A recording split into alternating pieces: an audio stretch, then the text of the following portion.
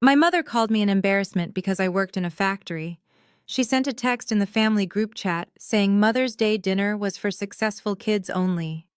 She did not include my name. My siblings reacted with laughing emojis. So I disappeared. I vanished into the grind. 3 years later, I returned not as the worker she was ashamed of, but as the owner of the company she needed to save her from bankruptcy. Before I reveal how I hired my own mother as an entry-level packer, let me know where you are watching from in the comments. Hit like and subscribe if you know that success is the best revenge.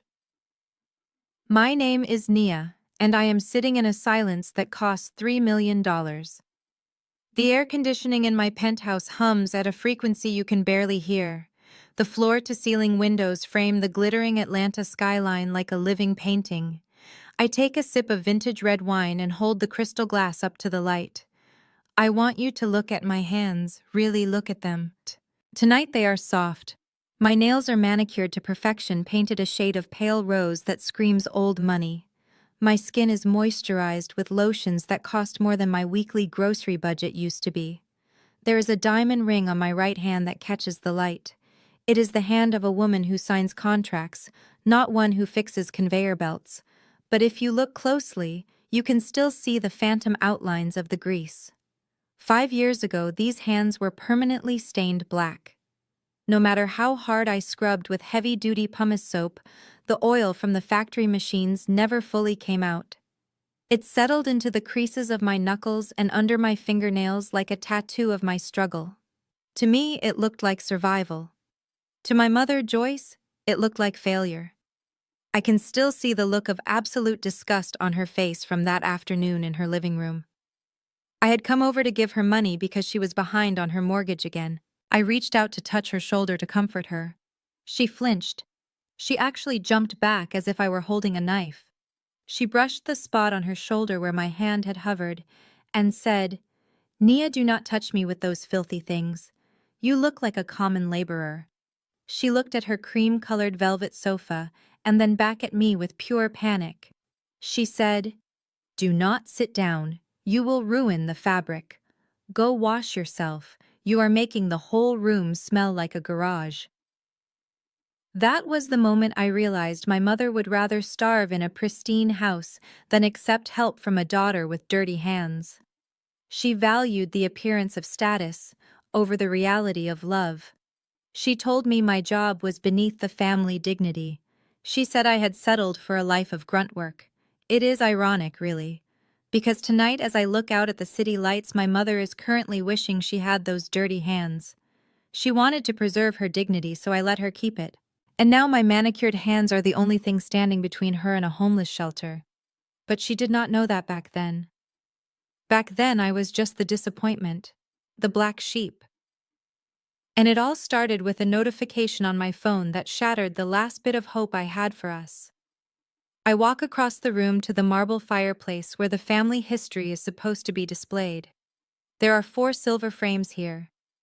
They are all turned face down against the cold stone. I keep them that way for a reason. If you turn them over, you would see smiling faces that look like the cover of a magazine. But I know the rot that lies beneath those perfect smiles. Let me introduce you to the players in this game who thought they could break me. First, there is Tasha, my older sister. If you looked at her social media feed, you would think she is the queen of Atlanta. Every photo is filtered to perfection, showing off brunch dates and luxury shopping sprees. She calls herself a lifestyle curator. But I know the truth behind the filters. I know that the designer bags she flaunts are rented by the hour. I know that she has 7 credit cards maxed out to the limit, hidden in a shoebox in her closet, because she is terrified her husband will find out she is drowning. She spent her entire 20s mocking me for wearing steel-toed boots and safety goggles. She called me the family embarrassment because I worked with my hands. But while she was building a mountain of debt to impress strangers on the internet, I was building equity. She is a statue made of sugar, beautiful to look at, but one drop of rain, and she dissolves. Then there is Hunter, my brother-in-law. He is the man Tasha married to secure her status. He comes from one of those old New England families that lost their money 2 generations ago, but kept the attitude. He walks around our community with his nose in the air, treating everyone like his personal staff. He calls himself a tech entrepreneur. He uses buzzwords like synergy and disruption to sound important. But the reality is that his startup has not made a single dollar in 6 years. He has been quietly draining my mother's retirement accounts to fund an office he does not need for a business that does not exist. He looked at me with such disdain whenever I came home in my uniform. He treated me like the help in my own childhood home, not realizing that the help had more money in the bank than he ever would. And finally, there is the matriarch, Joyce. I stopped calling her mom a long time ago. A mother offers unconditional love. Joyce only offers conditional approval. To her, children are not people, they are accessories. If you make her look good at the country club, she loves you. If you make her look bad, you are invisible. She spent my entire life trying to polish me into a trophy she could display. When I chose engineering and factory work over a society marriage, she took it as a personal insult. She believed that my blue-collar job was a stain on her reputation that needed to be scrubbed away. They all sat on their high horses, judging me for sweating for a living, while their entire house of cards was built on debt and delusion. They thought they were untouchable. But every kingdom has to fall eventually. And for my family, the collapse began on a Sunday afternoon in May. Let me tell you about the dinner that changed everything. Let us rewind 5 years to the night that started the countdown to their destruction. The noise inside the Apex packaging facility was deafening. It was a constant rhythmic thrum of conveyor belts and hydraulic presses that vibrated deep in your chest until your own heartbeat matched the mechanical tempo. I was working the graveyard shift covering for a coworker who had called in sick. My uniform was heavy with sweat sticking to my back like a second skin. I had been on my feet for 9 hours stacking crates of automotive parts that weighed 40 pounds each. The air smelled of heated rubber and industrial lubricant, a scent that clung to my hair no matter how many times I washed it. Somewhere in the pocket of my cargo pants, my phone buzzed against my leg. It was a persistent vibration that cut through the industrial chaos. I wiped my greasy hands on a rag and pulled it out. The bright screen was blinding in the dim warehouse light. It was a notification from the Washington's group chat. My heart actually skipped a beat when I saw the first message from Joyce. Mother's Day brunch at the Ivy Sunday at 11 a.m. I felt a rush of adrenaline that had nothing to do with the heavy lifting. The Ivy was the most exclusive spot in Buckhead, known for its impossible reservation list and its clientele of senators and socialites. Being invited meant I was being seen. For a split second, I allowed myself to fantasize. I imagined sitting at a table with white linen, laughing with my sister, eating food I did not have to cook myself. I started typing immediately. I was already doing the mental math of how much overtime I would need to work to buy a decent dress and maybe get my hair done so I would fit in. My thumbs hovered over the screen, ready to type the words "I will be there." But before I could hit send, a second bubble popped up on the screen. It was a follow-up message from my mother, and it hit me harder than any physical blow. "This is a celebration of our family excellence. Successful children only, please." The cursor on my screen blinked, mocking me. Then came the third message, the one that knocked the wind out of me. "Nia, honey, you do not need to come. We will be taking photos for the society page, and I simply do not have the energy to explain your line of work to my friends. We will bring you a doggy bag." I froze. The noise of the factory seemed to fade into a dull roar as I read those words over and over. Successful children only. I stared at the phone as the notifications continued to roll in. Tasha reacted to my mother's text with a laughing face emoji. Hunter replied with, "Good call, Joyce keeps the aesthetic clean." They were discussing my exclusion as if I were a stain on the tablecloth, not a human being. They were talking about me as if I wasn't even in the chat, as if I didn't have feelings that could be bruised. I stood there in the middle of the factory floor, surrounded by robots and steel, feeling smaller than I ever had in my life. I slowly backspaced the reply I had started typing. I put the phone back in my pocket and lifted the next heavy crate. The weight felt different this time. It wasn't just physical. It was the crushing weight of knowing that to the people who were supposed to love me, I was nothing more than a dirty secret they wanted to hide. The sun was just beginning to rise over the industrial park as I punched my time card. My body screamed for sleep. My lower back throbbed and my feet felt like they were encased in cement blocks. Logic dictated that I should go home, take a hot shower, and collapse into bed. But the wounded child inside me took the wheel. Instead of driving to my small apartment, I drove toward Buckhead. I wanted to prove them wrong. I wanted to show my mother that even with a factory job, I could afford the kind of luxury she worshipped. I parked my rusted sedan as far away from the entrance of the upscale shopping district as possible, so no one would see it. I walked past windows displaying jewelry that cost more than my car. I felt like an alien. Passers-by in their jogging suits and yoga gear gave me a wide berth. I was still wearing my work boots and a flannel shirt over my uniform. I kept my head down and headed straight for the Coach store. I knew my mother loved their classic designs. I told myself that if I brought her something beautiful, something expensive, she would have to acknowledge me. She would have to smile. That smile was a drug I had been chasing my entire life, and I was willing to bankrupt myself to get one hit of it. I entered the store and the air conditioning hit my sweaty skin like a shock. The sales associate was a young woman with perfect makeup. She looked up from her phone, saw my appearance, and immediately looked back down. She did not greet me. She did not ask if I needed help. She assumed I was lost or there to clean something. I walked to the display case and picked up a beige leather tote. It was elegant and understated, exactly my mother's style. I checked the price tag, $350. It was on clearance, but it was still 2 weeks of groceries for me. I did not care. I marched to the counter and placed the bag down. The girl looked at the bag and then at me with undisguised skepticism. "Are you buying this?" she asked, her tone implying that I probably could not afford it. I reached into my pocket and pulled out a thick envelope. It was my savings stash. I counted out the money in 20s, 10s, and 5s. The bills were crumpled, and some had faint smudges of grease on the corners from my hands. I watched her pick them up with 2 fingers as if they were contaminated. She punched the numbers into the register with a sigh. As I walked out with that glossy paper bag, I felt a surge of foolish hope. I convinced myself that this was the bridge that would fix everything. I would not stay for dinner, I told myself. I would just drop off the gift. I would walk in, hand her this beautiful, expensive thing, and say Happy Mother's Day. She would see that I was thoughtful. She would see that I had money. She would invite me to sit down. She would tell Tasha to make room. I played this fantasy over and over in my head, ignoring the knot of dread tightening in my stomach. I was buying a ticket to my own humiliation, and I was paying for it in cash.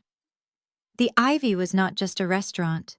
It was a fortress of exclusivity built to keep people like me out. As I turned my 2004 Honda Civic into the circular driveway, the difference in status was physically painful. The engine of my car sputtered and wheezed, a sharp contrast to the purring engines of the Bentleys and Mercedes surrounding me. My car had a dent on the passenger side door from a forklift accident at the warehouse, and the paint was peeling on the hood like sunburned skin. I could feel the eyes of the patrons on the patio burning into me. They looked up from their mimosas and lobster tails with expressions of mild amusement, as if my poverty was a piece of performance art. I pulled up to the valet stand.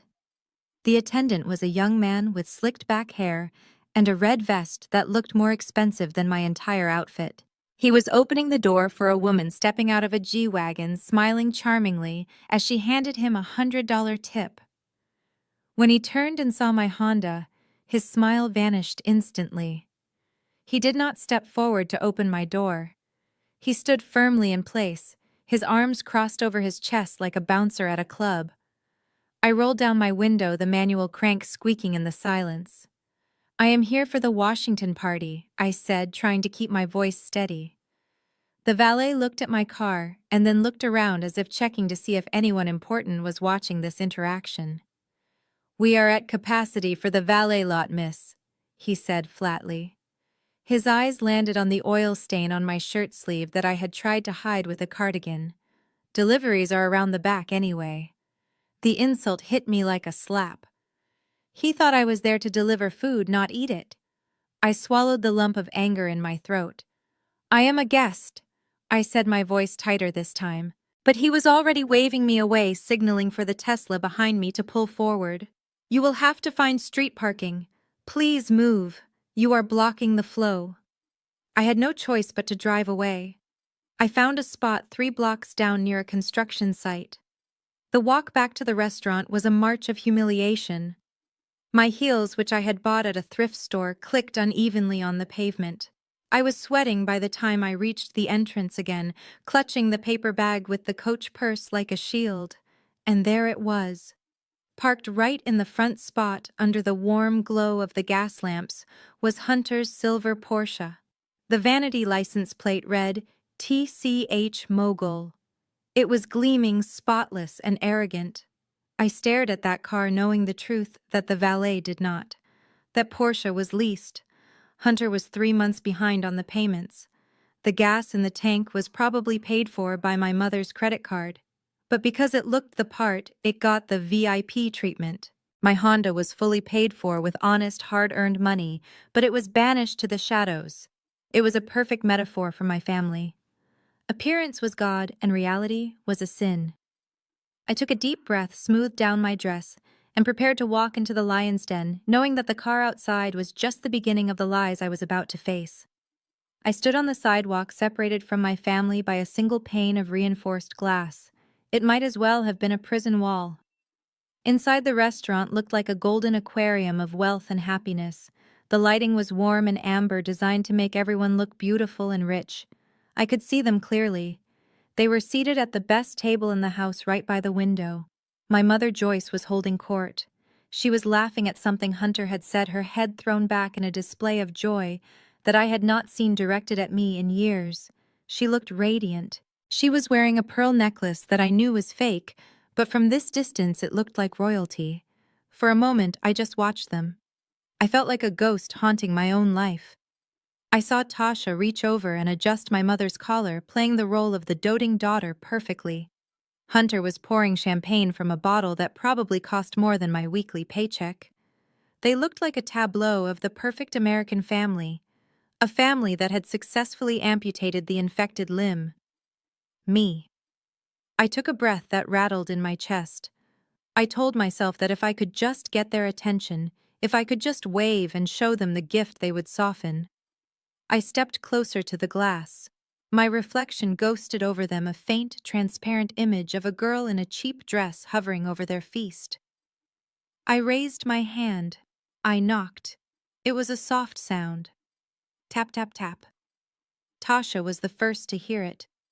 She frowned and turned her head, looking for the source of the noise. When her eyes locked onto mine, her expression did not soften. It sharpened. She looked annoyed, as if a fly had landed on her meal. She immediately nudged my mother and pointed a manicured finger at the window. My mother turned. The smile was still on her face, but the moment she saw me standing there clutching that coach bag, the smile slid off her face like oil. It was replaced instantly by a look of sheer panic. She did not wave. She did not mouth the words, "Come inside." She looked around the restaurant, frantically checking to see if anyone else had noticed the girl in the parking lot clothes standing at the window. Then she did something that broke my heart more than any words could have. She reached out her hand. But instead of beckoning me, she grabbed the thick, heavy velvet curtain hanging beside the table.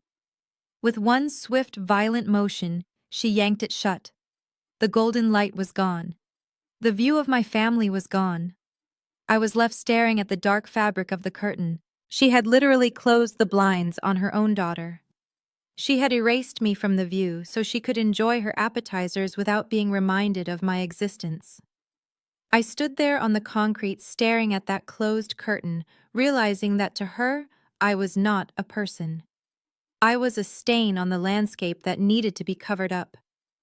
The message was loud and clear. You do not exist in our world. And that silence behind the curtain hurt more than if she had come out and slapped me across the face. I pushed through the heavy mahogany doors and stepped into the foyer of the restaurant. The transition was jarring. Outside was the cold reality of the street, but inside was a cocoon of warmth scented with fresh lilies and expensive cologne. The lobby was empty except for the hostess stand, but before I could even formulate what I was going to say, the double doors to the dining room swung open. My family walked out. They moved in a formation that reminded me of a royal procession. My mother was in the center looking satisfied and full-flanked by Tasha and Hunter. They were laughing at some private joke, their faces flushed with wine and self-importance. I froze, clutching the paper bag against my chest like a shield. I wanted to turn around and run, but my feet felt heavy as lead. Hunter was the first to notice something was wrong. He stopped mid-stride and his laughter died instantly. He wrinkled his nose, sniffing the air with an exaggerated expression of disgust.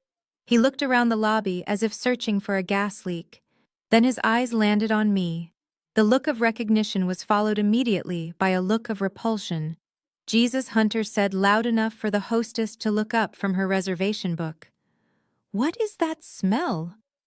It smells like burning rubber and stale sweat. He took a step toward me, but then recoiled, waving his hand in front of his face. Nia, seriously. Did you bathe in a vat of motor oil before you came here? You smell like a mechanic shop on a hot day. Tasha let out a sharp, cruel giggle. She reached into her clutch and pulled out a small bottle of perfume, spraying it into the air between us as if I were a contagion that needed to be neutralized. You are literally ruining the atmosphere, she said, her voice dripping with venom. This is a 5-star establishment, Nia. People are trying to enjoy their lobster, and you walk in smelling like a factory accident. You are making the air heavy. It is suffocating. I felt the heat rise up my neck, burning my cheeks. I was painfully aware of the contrast between us. They were pristine, dressed in silk and cashmere, smelling of Chanel and expensive soap. I was wearing my work clothes, and despite my best efforts, the scent of industrial solvent and machine grease clung to me. It was the smell of hard work. It was the smell of the money that paid their bills.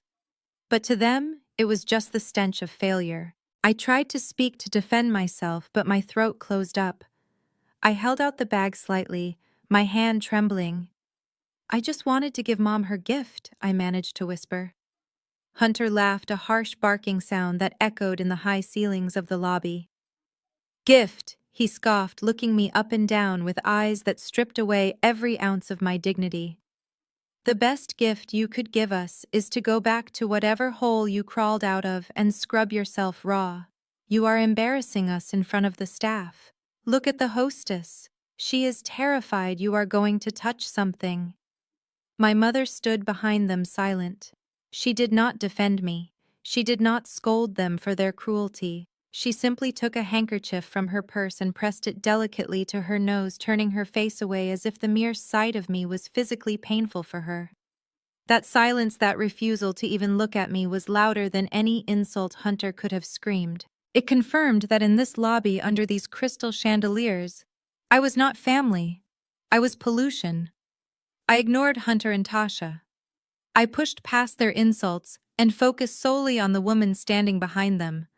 My hands were trembling violently as I extended the glossy paper bag toward her. Mom, I said, my voice barely loud enough to be heard over the restaurant music. I know I was not invited to eat with you. I respect that. But I did not want today to pass without giving you something. I worked double shifts to get this for you. For a moment, she just stared at me. Her expression was unreadable. Then slowly she reached out her hand. But she did not take the bag from me. She did not wrap her fingers around the handle in a gesture of acceptance. Instead, she used just her thumb and forefinger to pinch the very edge of the rope strap. She held it away from her body as if she were picking up a soiled tissue or a dead rodent. She lifted it slightly into the air, inspecting the logo with a critical squint. Nia, she said, her voice dropping to a whisper that was colder than ice. I was very clear in my text message. Successful children only. She let the bag dangle there between us, spinning slowly in the air. And looking at this sad little package, I see you still do not understand what that word means. This is the outlet version, isn't it? This is from the clearance bin. I felt my stomach drop to the floor. It is genuine leather, I stammered, trying to defend my effort. It cost me $300. She cut me off with a sharp intake of breath. It is last season's stock, Nia. Do you really think I would be caught dead carrying an accessory that is a year out of date? Do you think I want my friends to see me holding a discount bag while they are carrying Hermes and Chanel? You are not giving me a gift. You are giving me an obligation to dispose of your bad taste. Then she did it. She simply opened her fingers. Gravity took over. The bag hit the polished marble floor with a soft thud. It tipped over, spilling the white tissue paper out onto the tiles. The sound of it hitting the ground was quiet, but to me it sounded like a gunshot. We have a reservation at the spa, she said, smoothing her dress as if the mere proximity to me had wrinkled it. Go home, Nia, and take your trash with you. She turned and began to walk toward the exit doors. She did not walk around the bag I had dropped. She stepped right over it, lifting her designer heel high to avoid touching the gift I had slaved over. She walked over my love like it was debris on the sidewalk.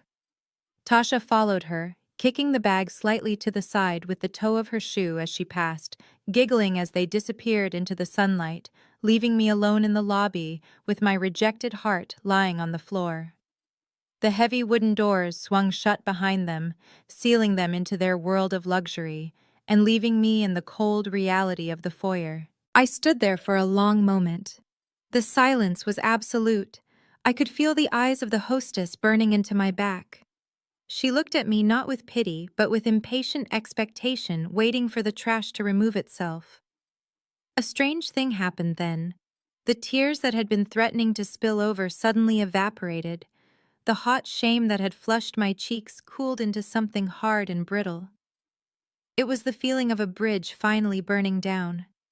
I realized I had spent 30 years begging for a seat at a table where I was not welcome. I had starved myself for crumbs of affection, while they feasted on my insecurity.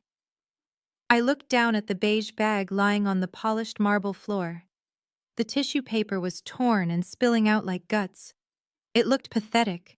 It looked exactly like my relationship with my family. I bent down and picked it up. I did not dust it off. I did not try to salvage it or think about returning it to get my money back. I walked over to the large brass trash receptacle near the entrance. With a steady hand, I dropped the bag inside. It landed with a hollow thud among the discarded napkins and receipts. That $300 was a tuition fee for the most expensive lesson I ever learned. I pulled my phone from my pocket. The screen was still lit up with the family group chat. Tasha had just posted a selfie of the three of them at the table raising their champagne flutes. The caption read, "Family first," followed by a heart emoji.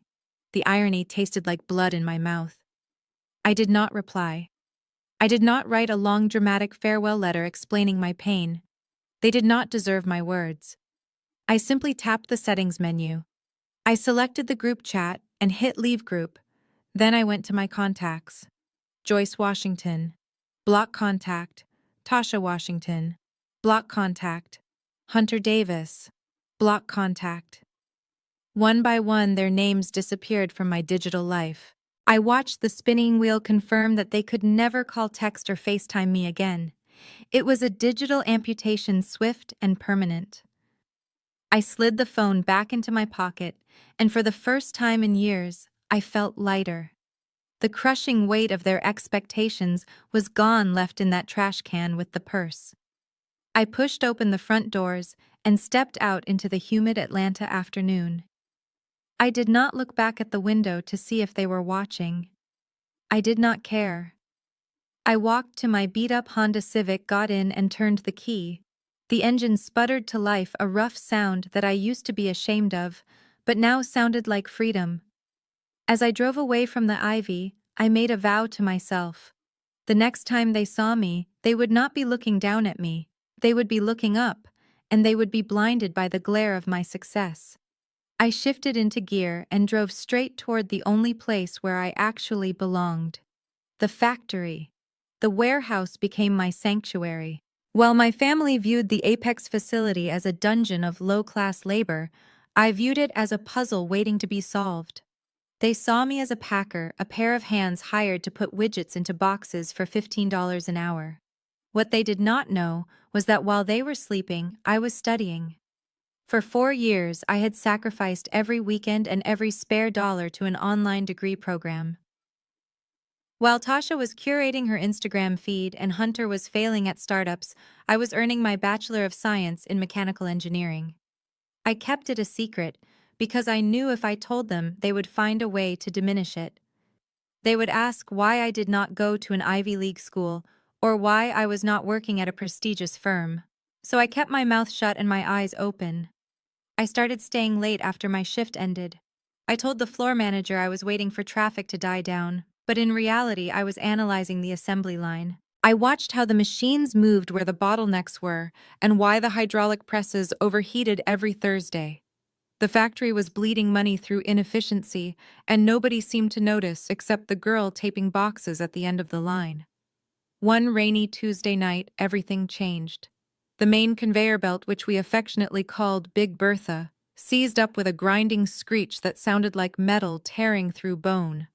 Production ground to a halt. The silence in the factory was terrifying. Every minute the belt was stopped cost the company thousands of dollars. Mr. Henderson, the owner, was pacing the floor in a panic. He was a good man, but he was old and tired, and his lead mechanic had gone home with the flu. He was on the phone screaming at a repair service that told him they could not come out until the morning. I watched him hang up the phone, his face gray with stress. I knew that if this order did not ship by morning, Apex might lose its contract with the auto manufacturer. I put down my tape gun. I walked over to the utility closet and grabbed the red toolbox. I did not ask for permission. I walked straight up to Big Bertha and crawled underneath the chassis. Mr. Henderson shouted at me. "Nia, what are you doing? Get away from there, you are going to get hurt." I ignored him. I shined my flashlight into the gear assembly. It was exactly what I suspected. The timing belt had slipped because of a worn tensioner bearing. It was a simple fix if you knew what you were looking for. I grabbed a wrench and went to work. Grease dripped onto my face, mixing with the sweat on my forehead, but I did not care. For 20 minutes, the only sound was the clicking of my ratchet and my own breathing.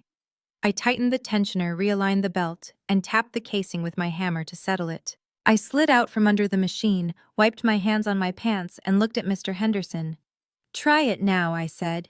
He looked at me like I was crazy, but he walked over to the control panel and hit the green button.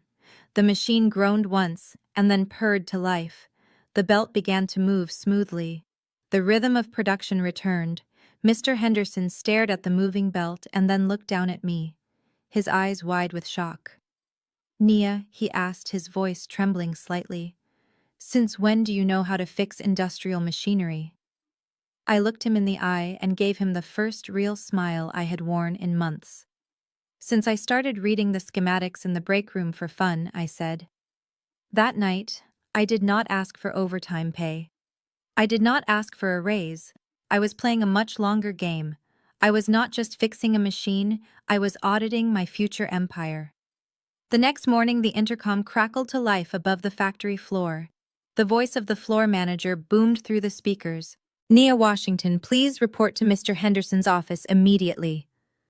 The hum of the machines seemed to drop away. My coworkers looked at me with expressions of pity. In a factory environment, being called to the main office usually meant one thing: you were getting fired. My stomach turned into a knot of cold dread. I was convinced that my unauthorized repair job the night before had violated some liability clause. I wiped my hands on my jeans, took a deep breath, and began the long walk across the concrete floor. I prepared my defense in my head. I would tell him I was just trying to save the production run. I would beg if I had to. I needed this job. I knocked on the heavy oak door and entered. Mr. Henderson was sitting behind a desk that looked as old as the building itself, covered in stacks of paper and blueprints. He did not look up immediately. He was studying a notebook. My heart stopped. It was my notebook. The cheap black composition book where I sketched out ideas for optimizing the assembly line during my lunch breaks. I must have left it by the conveyor belt in my haste to fix the machine. "Sit down, Nia," he said, his voice gruff. I sat on the edge of the hard wooden chair. "Mr. Henderson, I can explain. I know I am not a mechanic, and I should not have touched the equipment, but—" He held up a hand to stop me. He tapped a finger on my open notebook. "Did you draw these?" he asked. He pointed to a sketch of a modified sorting arm that would reduce jamming by 20%. "Yes, sir," I whispered. "I was just doodling." He flipped the page. "And this calculation here, this estimate on the energy savings if we switch to a variable frequency drive. Is this accurate?" I straightened my spine slightly.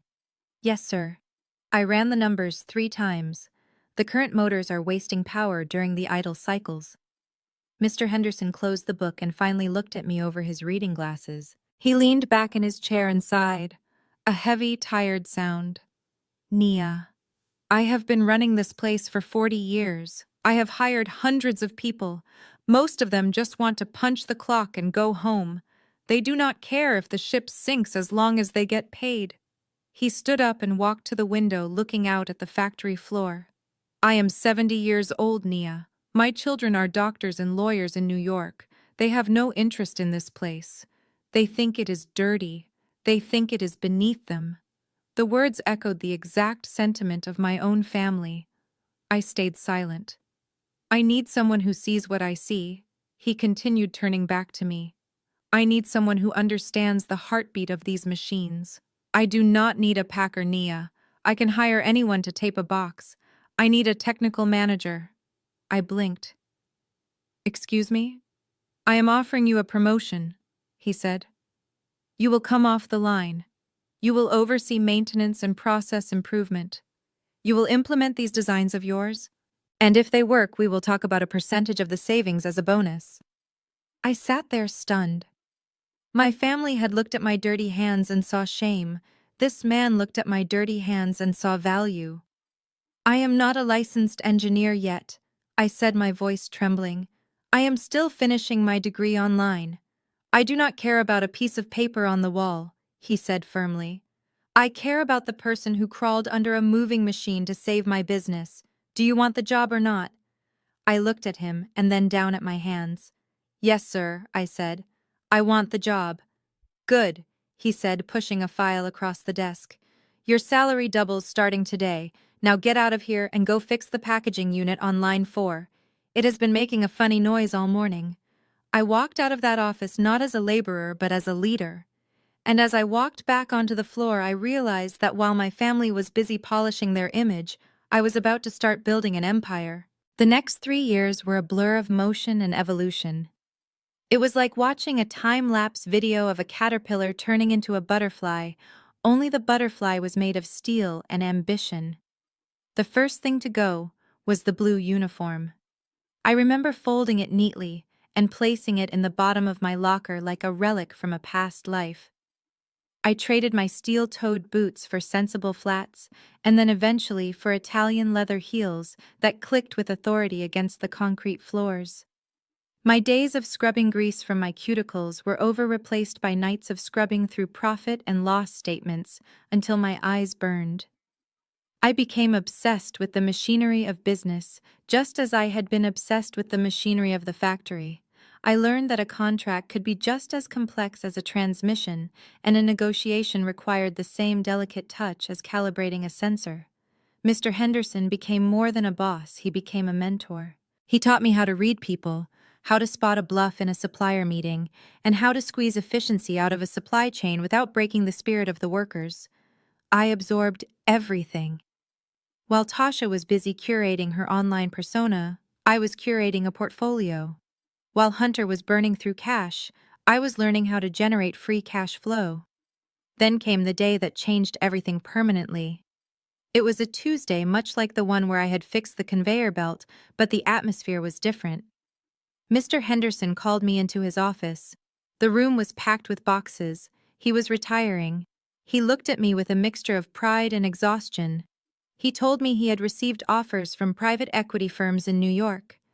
They wanted to buy Apex, strip it for parts, fire the staff, and sell the land. He told me he could not let that happen. Then he slid a thick document across the mahogany desk. It was a buy-sell agreement. He was offering to sell me the company, not just the management rights, but the controlling interest. He had worked out a financing plan that allowed me to pay him back from the future profits. I stared at the paper. It was a terrifying amount of debt, but it was also the key to my freedom. I picked up the pen. It felt heavier than a sledgehammer. With one signature, I ceased being an employee and became the owner. I rebranded everything. I reinvested every single dollar of profit back into the facility. I brought in robotics.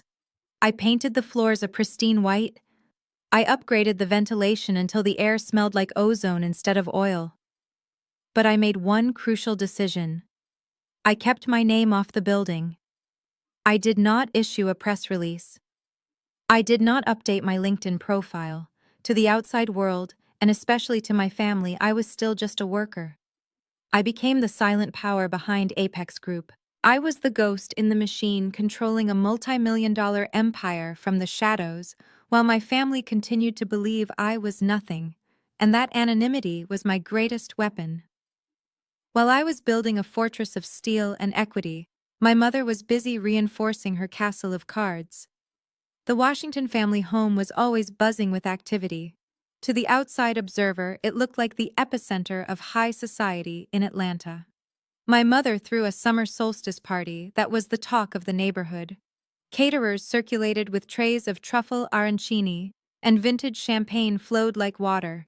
Joyce moved through the crowd in a silk caftan, laughing at jokes that were not funny and accepting compliments on a life she could no longer afford. She posted photos to Facebook every hour on the hour. Her captions were always the same: living my best life, blessed and highly favored. She curated an image of effortless wealth that made everyone else envious. But the camera of reality captures things that an iPhone filter misses. If you looked closely, you could see the hairline cracks in the foundation. The landscaping service had stopped coming 2 months ago because the check bounced, so the grass was starting to brown at the edges. The pool pump was broken, leaving the water a slightly murky green that they tried to hide with floating candles. And then there was the living room. It was the stage for her greatest performance. She sat on her favorite armchair, holding court with the neighbors, bragging about Hunter's latest business venture. She told them he was on the verge of a breakthrough that would change the tech industry forever. What the guests did not see was what lay directly underneath the cushion she was sitting on. Earlier that morning, the mailman had delivered a stack of envelopes. They were not invitations. They were final notices. Red ink stamped across the front, like a scarlet letter. Foreclosure warning. Past due. Immediate action required. My mother had snatched them from the mailbox before the neighbors could see. In a panic, she had shoved them under the velvet seat cushion and sat on top of them. She was literally sitting on a ticking time bomb of debt while sipping a $20 glass of wine.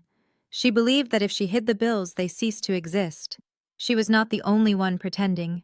Tasha was there smiling until her cheeks hurt, showing off a new diamond bracelet. I knew for a fact it was cubic zirconia, but she told everyone it was a gift from Hunter to celebrate his startup's first round of funding. Hunter stood by the bar looking sweaty and pale. He was drinking faster than anyone else. His eyes were darting around the room, not looking for investors, but looking for anyone who might ask him a hard question about where the money was actually coming from. He was drowning in a sea of his own lies, and my mother was handing him an anchor instead of a life jacket. They were a perfect unit of dysfunction, enabling each other's delusions, because facing the truth was too painful. They did not know that the bill was coming due, and the creditor they would have to face was the daughter they had thrown away. Across the city, in a rented office space that cost more per month than my mother's mortgage used to be, Hunter was unraveling. The panoramic view of the skyline could not distract from the fact that he was screaming into his iPhone. "You cannot call the loan yet," he shouted, his face turning a dangerous shade of crimson. "It is a liquidity issue, not a solvency issue. I just need 10 more days." He ended the call and threw the phone across the room. It bounced off the leather couch that he had put on the company credit card. The startup he had bragged about for years, Next Gen Dynamics, was nothing but a shell game. He had burned through the seed capital on branding consultants' launch parties and a Tesla lease. There was no product, there was no revenue. There was only a gaping black hole where the money used to be. But the worst part was not his own bankruptcy. It was what he had done to my mother. 6 months prior, he had sat Joyce down in her living room and held her hand. He told her about a guaranteed opportunity in cryptocurrency. He used words like leverage and unprecedented growth. He convinced a 60-year-old woman to take a second mortgage on her paid-off house. He took $200,000 of her equity, promising to double it in a quarter. He did not double it. He vaporized it. The market crashed and the digital wallet where he kept her security net was now empty. He had not told her yet. He was paying the monthly interest out of his dwindling personal savings just to keep the bank from sending letters to her house. But the well was dry. He was days away from being exposed as a fraud and a thief. He sat at his glass desk, running his hands through his thinning hair. He needed a miracle. He needed a contract real enough to show the bank and unlock a new line of credit. He had one lead. A major logistics firm needed a local partner for a massive packaging order. If he could secure that contract, he could fake stability for another year. He began frantically searching Google for local manufacturing plants. He needed someone cheap, someone desperate, someone he could bully into a bad deal. His eyes scanned the search results and landed on a name: Apex Group. He smiled. He had no idea that the miracle he was looking for was actually his executioner waiting in the dark. The boutique smelled of lavender and money.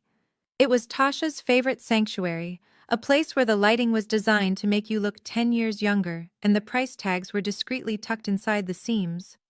She had spent an hour selecting a gown for the upcoming charity gala. It was a shimmering silver piece that cost $4,000. She did not have $4,000.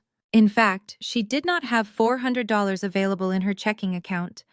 But shopping was Tasha's therapy. It was the only way she knew how to silence the whispering voice in her head that said her life was falling apart. She believed that if she looked rich, she would eventually become rich again. It was a magical thinking that had led her to the brink of financial ruin. She approached the counter with a practiced smile, tossing her hair over her shoulder. The sales associate, a woman named Chloe, whom Tasha had known for years, began to ring up the items. Tasha handed over her platinum credit card. It was heavy and cold in her hand, a symbol of the status she was desperate to maintain. She watched Chloe insert the chip. She held her breath. The seconds stretched out agonizingly long. Then came the sound, a sharp buzz that cut through the soft jazz music playing in the background. Chloe frowned and looked at the screen. "I am sorry, Mrs. Davis. The card was declined. Do you have another form of payment?" The air left the room. Tasha felt the blood drain from her face. She felt the eyes of the other shoppers on her back burning holes in her expensive blouse. She forced a laugh, a brittle, high-pitched sound that sounded nothing like joy. "Oh, how ridiculous," she said, loud enough for everyone to hear. "Hunter must have put a travel freeze on the accounts because of his upcoming business trip to Dubai. He is always so overprotective with security. Try it again." Chloe tried it again. The same buzz, the same rejection. Tasha snatched the card back, her hands shaking slightly. "I will have to call the bank and sort this out," she said, her voice tight. "I cannot believe they would embarrass a loyal customer like this. Put the dress on hold. I will be back in 20 minutes. She walked out of the store with her head held high, tapping furiously on her phone, as if she were actually calling a banker. She did not stop until she reached her car. Once she was inside the safety of her leased Range Rover, the performance ended. She dropped the phone into the cup holder and gripped the steering wheel so hard her knuckles turned white. Then she screamed. It was a raw, guttural sound of pure panic. She slumped forward, resting her forehead against the leather wheel, and sobbed. She cried for the dress she could not buy. She cried for the lies she had to tell. But mostly she cried because she was trapped. She was married to a man who was drowning them in debt, and she was too proud to ask for a life raft. She thought about Nia. She thought about how she had mocked her sister's cheap clothes and old car. And now, sitting in this luxury SUV, she realized with a sickening jolt that Nia was the only one in the family who was actually free. Tasha checked her makeup in the rearview mirror, wiped away the mascara streaks, and put her sunglasses on. She had to go home and pretend everything was perfect. She started the engine, hoping she had enough gas to get there, because she certainly couldn't afford to fill the tank. The dining room of the Washington estate had hosted senators and celebrities in the past, but tonight it hosted only desperation. The crystal chandelier above the table cast a cold, unforgiving light on the three people sitting in silence. Dinner was a roast chicken that had gone cold because no one had the appetite to eat it. The only sound in the room was the ticking of the grandfather clock in the hallway, counting down the seconds to their inevitable collapse. Hunter was the first to break the silence. He did not look up from his plate. He simply said the words that would shatter the last remnant of their peace. "I need $50,000, and I need it by Friday." My mother froze with her fork halfway to her mouth. She looked at him, blinking slowly, as if he had spoken in a foreign language. "Excuse me?" she asked, her voice trembling slightly. "Did you say 50,000? Hunter slammed his fist onto the table, making the silverware jump. "Do not look at me like that, Joyce. It is a liquidity crunch. My investors are dragging their feet on the wire transfer. If I do not make payroll this week, my developers will walk, and the code is locked on their servers. The company dies. I need a bridge loan, just for 2 weeks." Joyce set her fork down slowly. The color drained from her face, leaving her looking gray and old. "Hunter," she whispered, "I do not have it. The accounts are empty. I gave you the last of the liquid cash for the server upgrades last month. The only thing left is the house equity, and the bank has already frozen that line of credit." Tasha, who had been scrolling through her phone, suddenly looked up. "What do you mean the accounts are empty? I have a deposit for the venue due next week. Are you telling me we are broke?" She looked from her husband to her mother, her eyes widening in horror. "You told me the business was booming, Hunter. You told me we were the next Silicon Valley unicorn." Hunter turned on her, his face twisting into a sneer. "It would be booming if I did not have a wife who spends money like she is royalty.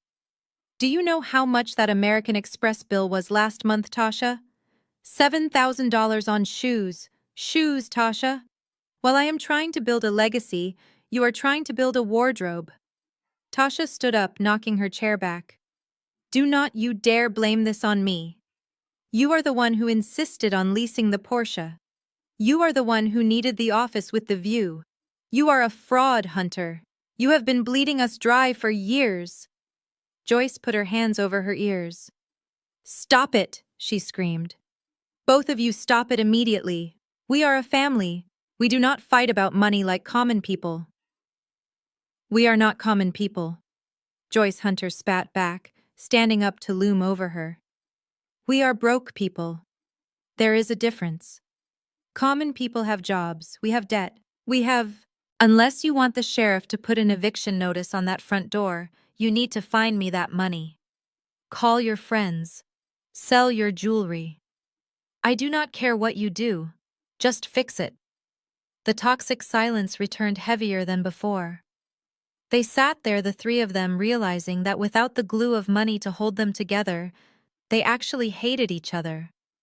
They were drowning, and instead of helping each other swim, they were climbing on top of one another to breathe. Hunter stormed out of the room, leaving Tasha sobbing into her napkin, and my mother staring at the cold chicken, realizing that the golden child she had bet everything on was actually a parasite. It was 3 in the morning when the miracle finally arrived. Hunter was sitting in his darkened office staring at the glow of his laptop screen, contemplating whether he should flee the country or file for bankruptcy. Then a notification chimed. It was an email from Sterling Global, one of the largest distribution conglomerates in the country. The subject line read, "Urgent request for proposal, Sustainable Packaging Initiative." Hunter clicked it so fast, he almost knocked over his coffee. The email was the kind of golden ticket that entrepreneurs dream about. Sterling Global was launching a new eco-friendly product line and needed a local Atlanta partner to handle the packaging and logistics. The contract was valued at $4 million a year. It was enough to wipe out his debt, pay off my mother's mortgage, and lease a new Porsche. There was just one problem. The contract required a partner with a fully automated ISO-certified facility capable of handling high-volume output with zero margin for error. Hunter did not have a factory. He had a WeWork membership and a slick website. To get this money, he needed to find a subcontractor. He needed a dumb local factory he could bully into doing the work for cheap while he took the credit and the profit. He opened a new tab and typed Atlanta Automated Packaging Solutions into Google. He scrolled past the big national chains knowing they would be too expensive. He needed someone hungry, someone under the radar. His eyes landed on a search result halfway down the first page, Apex Group. The website was clean and modern, featuring videos of robotic arms moving with hypnotic precision. The text boasted about their state-of-the-art facility and their new proprietary sorting technology. Hunter leaned in closer. He had never heard of Apex Group before. It must be new or recently revamped. He checked the leadership page. It was blank. No CEO photo, no bio. Just a generic mission statement about efficiency and innovation. Perfect, Hunter whispered to the empty room. He assumed it was run by some faceless corporate board or an old-timer who didn't know the value of what he had. He saw an opportunity to act as the middleman to present Apex's capabilities as his own. He drafted an email immediately using his most authoritative corporate speak. He mentioned synergy and strategic alignment. He demanded a meeting within 48 hours. He hit send with a smirk on his face, thinking he had just pulled off the heist of the century. He had no idea that the notification for that email did not go to a faceless board. It went directly to the phone lying on the nightstand of the woman he had called trash. He thought he was fishing for a minnow, but he had just hooked a shark. My corner office at Apex Group was a fortress of glass and steel, located on the top floor overlooking the factory that had built my fortune. It was a stark contrast to the noisy, humid warehouse floor where I had started. Here the air was cool and smelled of expensive espresso and ambition.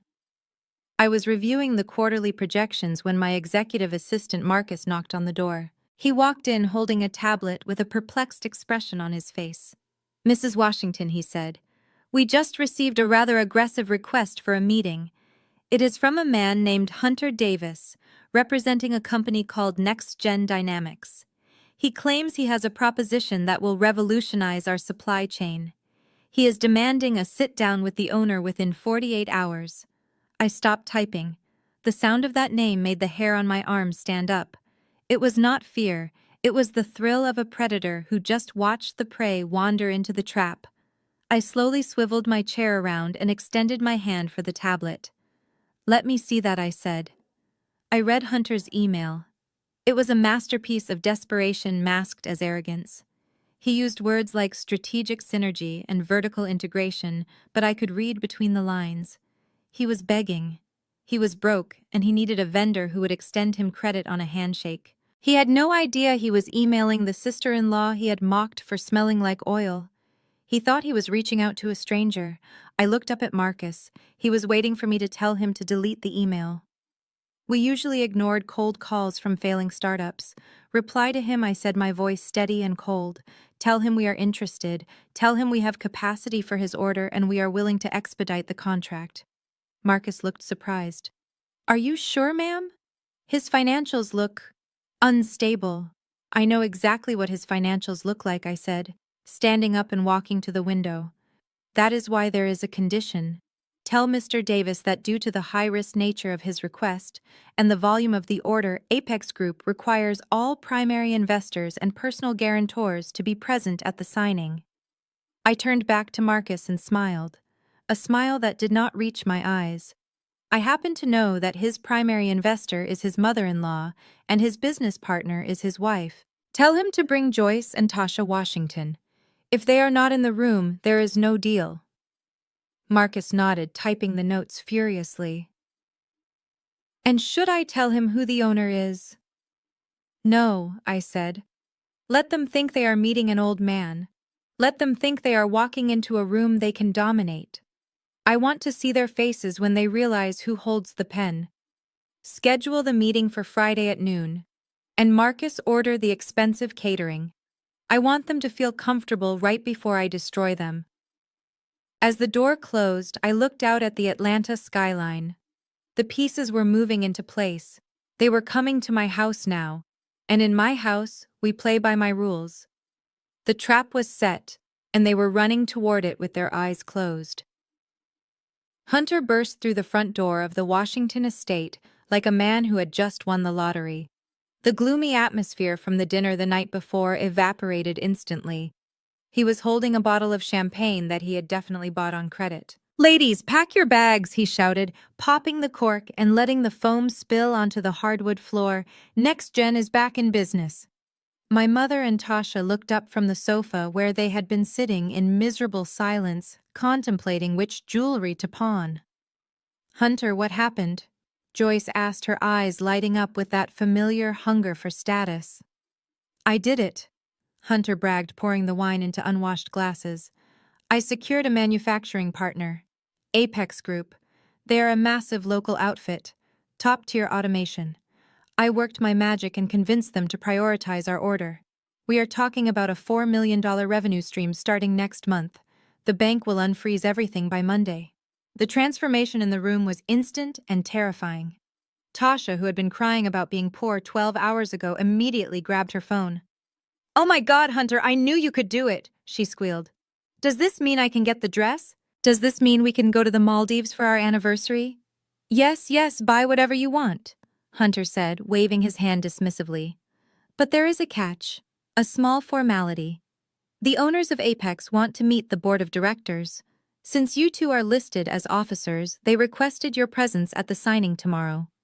Joyce sat up straighter, fluffing her hair. "Well, of course they do," she said, preening like a peacock. "They probably want to ensure they are doing business with reputable people. It makes sense they would want to meet the matriarch of the family. I will wear my St. John knit suit. We need to look the part of a power dynasty." They did not ask any questions about the contract terms. They did not ask about the production schedule or the profit margins. They only heard the word money and their brains shut off. Within minutes, they were already spending the imaginary profits. Joyce was talking about repaving the driveway to impress the neighbors. Tasha was browsing first-class flights to Europe. They were vultures circling a carcass that did not exist yet. They were so blinded by their own greed that they did not stop to think why a manufacturing firm would demand a personal meeting with a silent partner mother-in-law. They just assumed it was because they were special. They assumed the world owed them homage. They toasted to their brilliance, unaware that the champagne they were drinking was the last sweet thing they would taste for a very long time. The white Range Rover looked like a spaceship gliding through the grimy streets of the industrial district.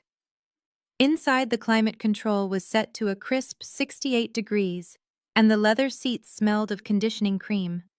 Outside, the world was a blur of gray concrete chain-link fences and the heavy machinery of American manufacturing. To my family, this was not the engine of the economy. It was a wasteland. Joyce sat in the back seat, clutching her designer purse to her chest, as if she were afraid the poverty outside might somehow seep through the tinted windows and infect her. She looked out at a group of workers eating their lunch on a loading dock and shuddered visibly. "Hunter, why on earth do we have to come all the way out here?" she complained. Her voice was high and tight. "This place is dreadful. Look at that dust. I just had the car detailed yesterday, and now it is going to be covered in soot. I feel like I need a tetanus shot just breathing the air near this place. Can't we just meet them at a steakhouse in the city like civilized people?" Hunter laughed, a sound that was meant to be reassuring, but came out sharp and condescending. He adjusted his rearview mirror to look at her. "Relax, Joyce. This is where the magic happens. Or at least where the grunt work happens. We cannot meet them in the city because we need to inspect the facility. It is part of the due diligence. Besides, we want them to feel honored that we came to them. It gives us the upper hand." He turned the car down a long avenue lined with warehouses. "Just think of it like a field trip," he continued, his tone oozing with arrogance. "Think of it like we are going to the zoo. We are just going to watch the animals perform their little tricks. We will walk in, look at their machines, nod our heads, and let them fawn over us. These people are blue-collar, Joyce. They are probably intimidated by anyone wearing a suit that costs more than their car. We walk in there, we flash a little smile, and they will sign whatever contract I put in front of them just to make us like them." Tasha pulled down the sun visor and checked her reflection for the 10th time. She applied another layer of lip gloss. "I do not care about the animals," she said, snapping the mirror shut. "I just hope the floors are paved. I am wearing suede heels, Hunter. If I step in a puddle of oil or mud, I am going to be furious. You promised me this would be quick. I have a nail appointment at 3. "Do not worry," Babe Hunter said, patting her knee. "We will be in and out, 30 minutes tops. We sign the papers, we let them give us a quick tour, so they feel important, and then we leave with a $4 million deal in our pocket. It is going to be the easiest money we ever made." They drove past the rusted gates of the older factories, their eyes scanning for the address. They were expecting a crumbling brick building with broken windows and a gravel lot. They were expecting noise and dirt and chaos. They had prepared themselves to hold their breath and look down their noses. They had absolutely no idea that the facility they were approaching was not a relic of the past, but a vision of the future. As Hunter turned the steering wheel to pull into the entrance of Apex Group, he was still smiling that predatory smile, convinced he was the shark entering the water. He did not realize he was actually the bait. The Range Rover crunched over the gravel of the visitor parking lot, but that was where the grit ended, and the shock began. Hunter killed the engine, and for a moment nobody moved. They were sitting in the shadow of the Apex Group main facility, and it was absolutely nothing like the mental image they had constructed. They had expected a rusted corrugated metal shed surrounded by weeds. Instead, they were staring at a sprawling architectural marvel made of brushed steel and blue-tempered glass. It looked less like a factory and more like the headquarters of a Silicon Valley tech giant. The landscaping was manicured to millimeter precision, with geometric hedges that were greener than the dying lawn at my mother's estate. Hunter cleared his throat, adjusting his tie in the rearview mirror. "Well," he said, his voice slightly higher than usual, "they certainly spent some money on the facade. Let us go inside and see if the operations match the curb appeal." They stepped out of the car. Joyce checked her shoes immediately, expecting dust, but the walkway was paved with smooth slate. They approached the massive glass sliding doors which parted silently to admit them. As they stepped into the lobby, the first thing that hit them was the air. It was not hot or stagnant. It was crisp, cool, and smelled faintly of ozone and citrus. My mother stopped dead in her tracks. Her hand, which had been covering her nose, slowly lowered. She looked around, blinking rapidly. The lobby was a soaring atrium with 30-foot ceilings. In the center was a living wall of moss and ferns that acted as a natural air filter. To the left was a floor-to-ceiling glass wall that overlooked the main production floor. This was the view that usually silenced visitors, and today was no exception. Hunter, Tasha, and Joyce walked to the glass and looked down. Below them was not a chaotic mess of sweating bodies and grime. It was a synchronized ballet of automation. Hundreds of orange robotic arms moved in perfect unison, lifting, sorting, and assembling packages with a speed that the human eye could barely track.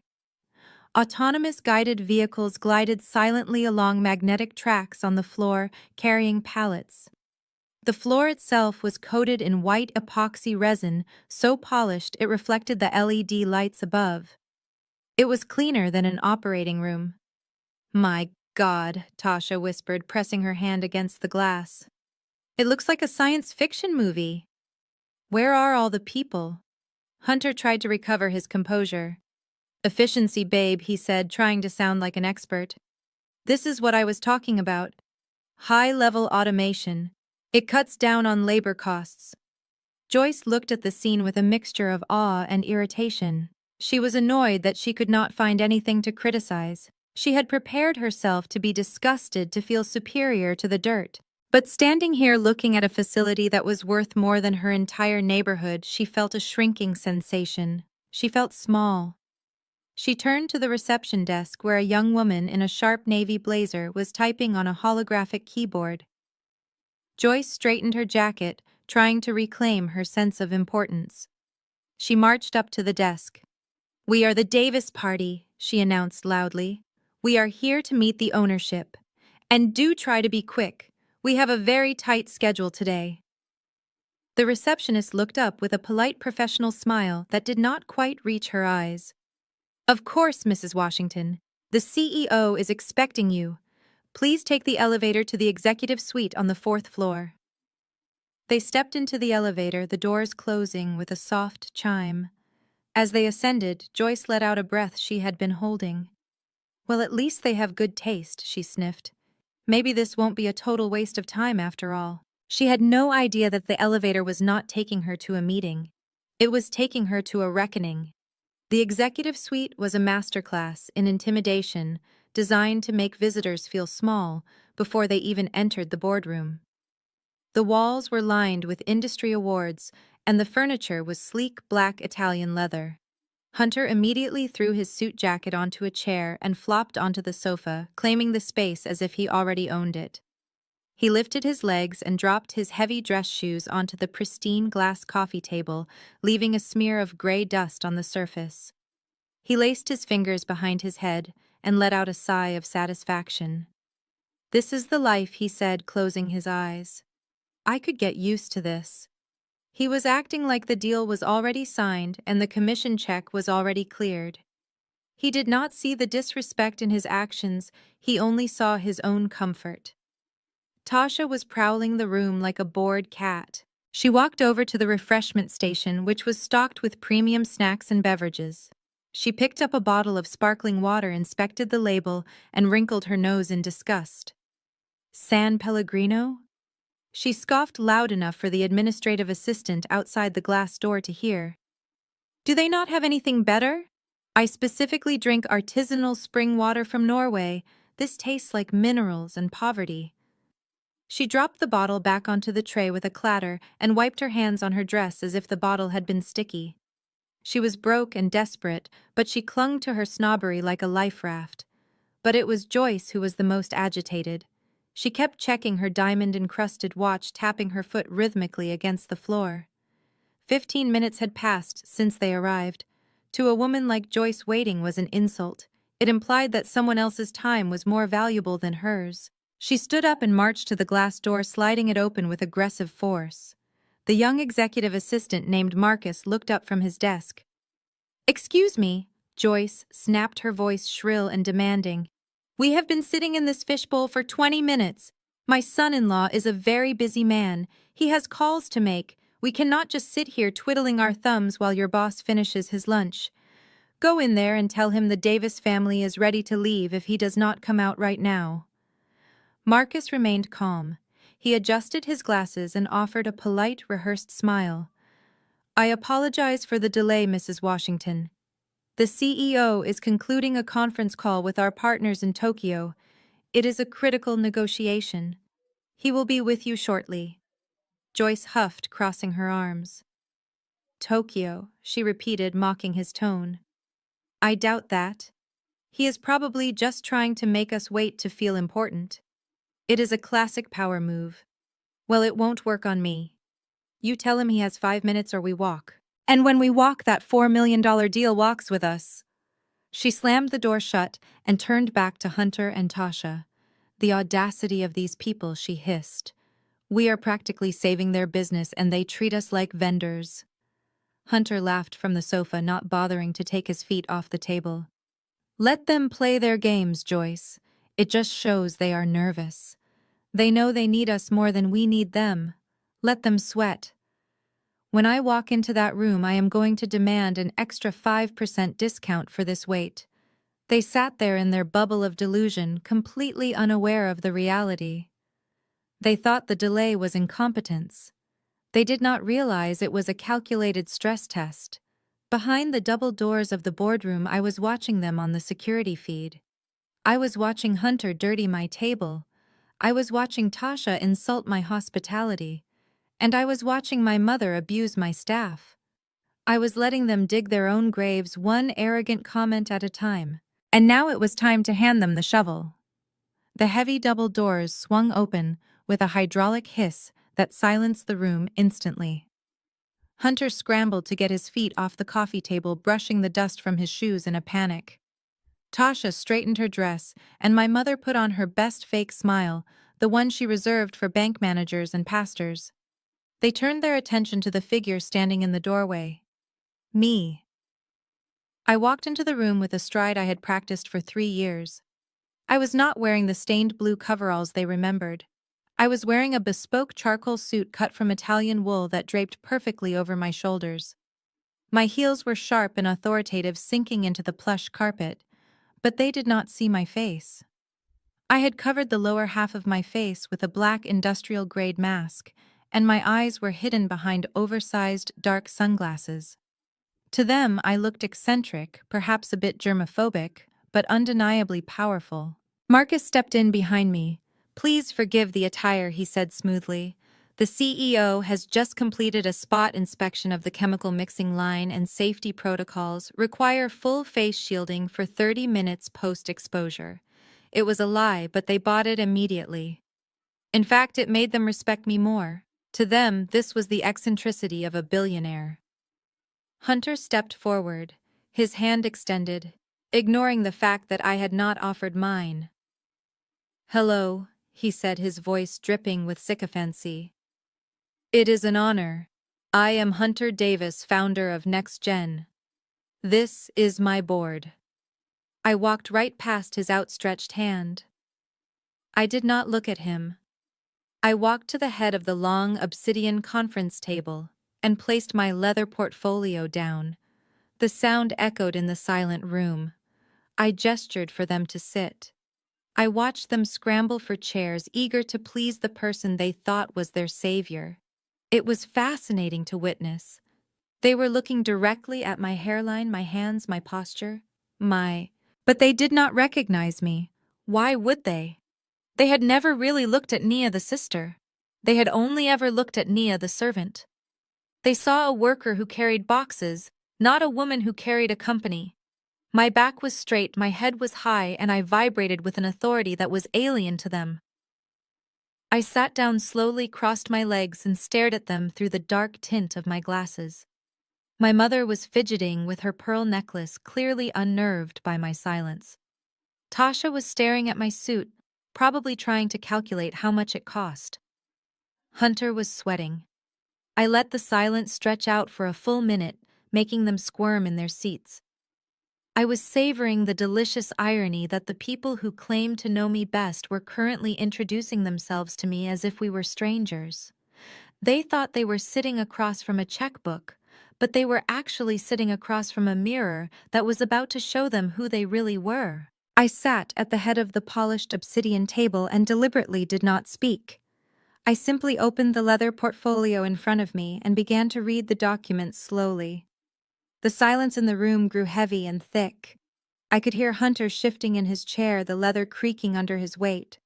I could smell Tasha's perfume, which had turned sour with her anxiety. They were waiting for a greeting. They were waiting for me to fawn over them, to apologize for the delay, to acknowledge their self-perceived greatness. When I did none of those things, their confusion turned into indignation. My mother was the first to snap. She looked at my mask and my sunglasses, and her brain frantically tried to categorize me. In her worldview, power was loud. Power was a man in a suit shaking hands and making noise. Silence and anonymity were traits of the help. Therefore, she concluded, I could not possibly be the person in charge. I must be a proxy. A secretary sent to stall them. "Excuse me, Miss Joyce," said her voice cutting through the quiet like a serrated knife. She leaned forward, placing her elbows on the table in a gesture of aggression. "I think there has been a misunderstanding. We did not drive all the way out to this industrial wasteland to meet with a subordinate. We were promised a meeting with the owner, the decision maker." I stopped reading. I did not look up. I just held my hand perfectly still over the paper. Joyce took my silence as submission. She scoffed and turned to Tasha, rolling her eyes. "Unbelievable," she muttered. "They send in an assistant to vet us. Look at her, she is afraid to even speak." She turned back to me, her voice raising an octave. "Listen to me, young lady. We are the Washingtons. My son-in-law runs Next Gen Dynamics. We do not conduct business with staff. No matter how well dressed you are wasting our time. Go get your boss. Tell him we are waiting and our patience is wearing thin." Hunter, sensing an opportunity to assert his dominance, decided to pile on. He wanted to show his wife and mother-in-law that he was in control. He pushed his half-empty coffee mug across the glass table toward me. It slid with a harsh scraping sound, stopping just inches from my hand. "And while you are up," Hunter said, giving me a dismissive wave of his hand, "get me a fresh latte. Oat milk, extra foam. This one has gone cold, and quite frankly it tastes like vending machine swill. If we are going to sign a multi-million-dollar deal with this company, I expect better service than this. Chop chop." I stared at the coffee cup. Then I looked up at them. It was a moment of perfect crystallized irony. They were sitting in my building, begging for my money, and yet they were treating me like a waitress. Their arrogance was so deeply ingrained that it blinded them to the reality right in front of their faces. They were insulting the only person on earth who could save them. I slowly closed the portfolio. The sound was soft but final. I reached up with both hands. I hooked my fingers around the loops of the mask and the arm of the sunglasses. It was time to show them exactly who they were ordering around. I stood up slowly. The chair scraped against the floor, a harsh sound that made Tasha jump. Hunter smirked, leaning back with his hands behind his head, convinced that his command for fresh coffee was being obeyed. He thought I was getting up to serve him. He thought I was walking to the door to fetch a barista. But I did not walk to the door. I walked to the very edge of the table, looming over them, casting a long shadow that fell across their laps. I reached out and picked up the heavy file folder containing the contract they were so desperate to sign. I held it for a moment, letting them look at the Apex Group logo embossed in gold leaf. Then I dropped it. Thud. The sound was heavy and authoritative, shaking the glass surface of the table. The smirk vanished from Hunter's face. He sat up straighter, sensing a shift in the atmospheric pressure of the room. My mother frowned, opening her mouth to scold me for my insolence, but the words died in her throat. With slow, deliberate movements, I raised my hands to my face. I hooked my fingers around the arms of the oversized sunglasses. I pulled them off, folding them with a sharp click and placing them on top of the file. I stared at them with my naked eyes. I saw the flicker of recognition ignite in Tasha's gaze, a spark of confusion mixed with denial. She knew those eyes, but she could not reconcile them with the woman standing in this office. Then I reached for the mask. I unlooped the strap from my left ear, then my right. The black fabric fell away, revealing the face they had scrubbed from their family photos. I did not blink. I did not look away. I stared directly into the soul of the woman who had birthed me and then discarded me. The silence that followed was absolute. It was the silence of a bomb that had just detonated, but had not yet created the sound wave. Joyce's face went slack. Her skin turned the color of old ash. Her lips moved, forming silent shapes, trying to process the impossibility of what she was seeing. Tasha let out a strangled gasp, her hand flying to her throat as if she were choking. Hunter looked like he had been punched in the gut, his eyes darting from my face to the name on the contract and back again. I leaned forward, resting my knuckles on the table, bringing my face inches from my mother's terrified stare. I curled my lip into a smile that contained zero warmth. It was a smile of pure cold victory.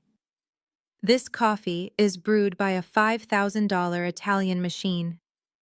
I said, my voice low and steady, allowing every syllable to land like a physical blow.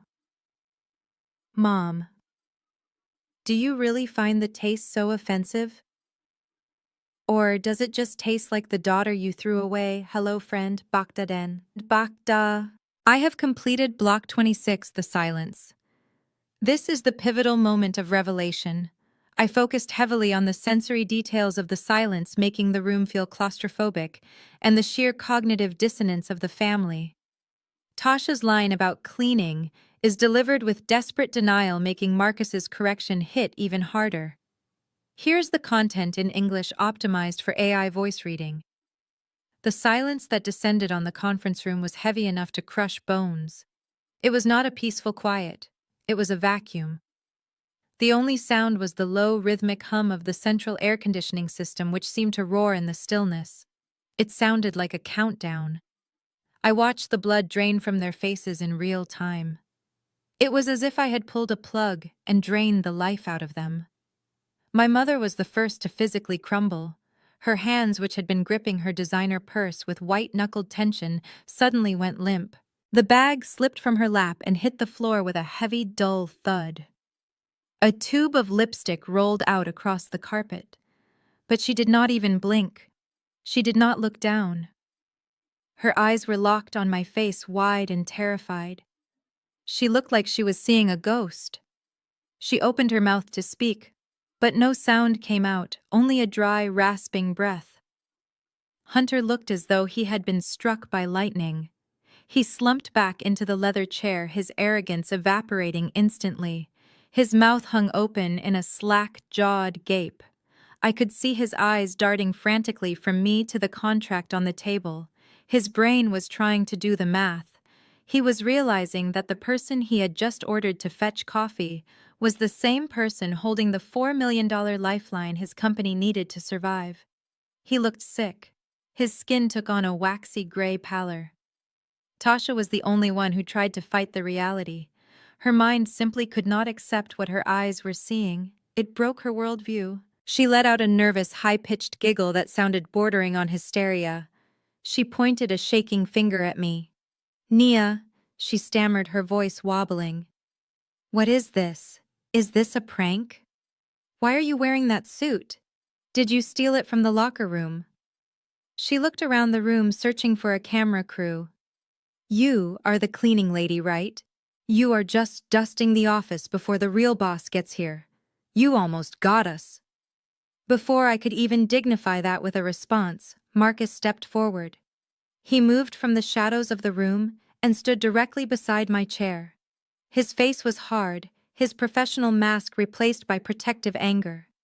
He did not raise his voice, but his tone was sharp enough to cut glass. "Mrs. Davis," Marcus said, his voice projecting clearly across the table, "I strongly suggest you watch your tone. You are not speaking to a member of the cleaning staff.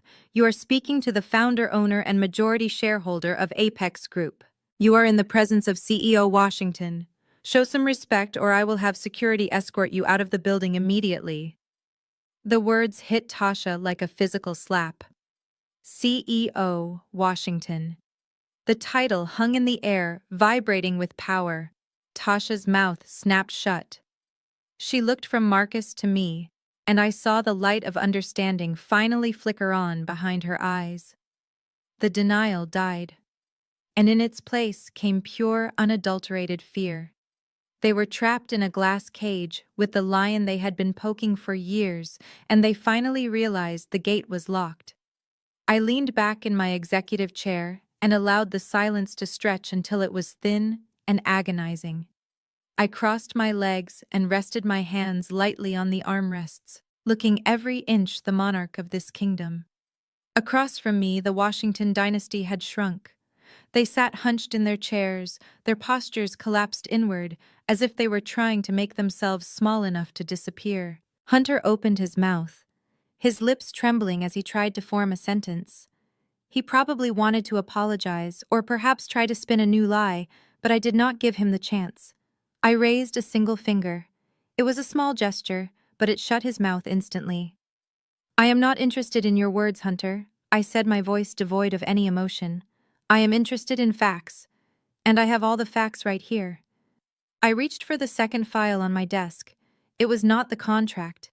It was a background check. I flipped it open and began to read aloud, my eyes scanning the pages with clinical detachment. Next Gen Dynamics. Founded 3 years ago. Total revenue to date 0. Total operating losses $2.4 million. I looked up at him. He flinched. You came into my office acting like a titan of industry. You put your feet on my table and demanded coffee.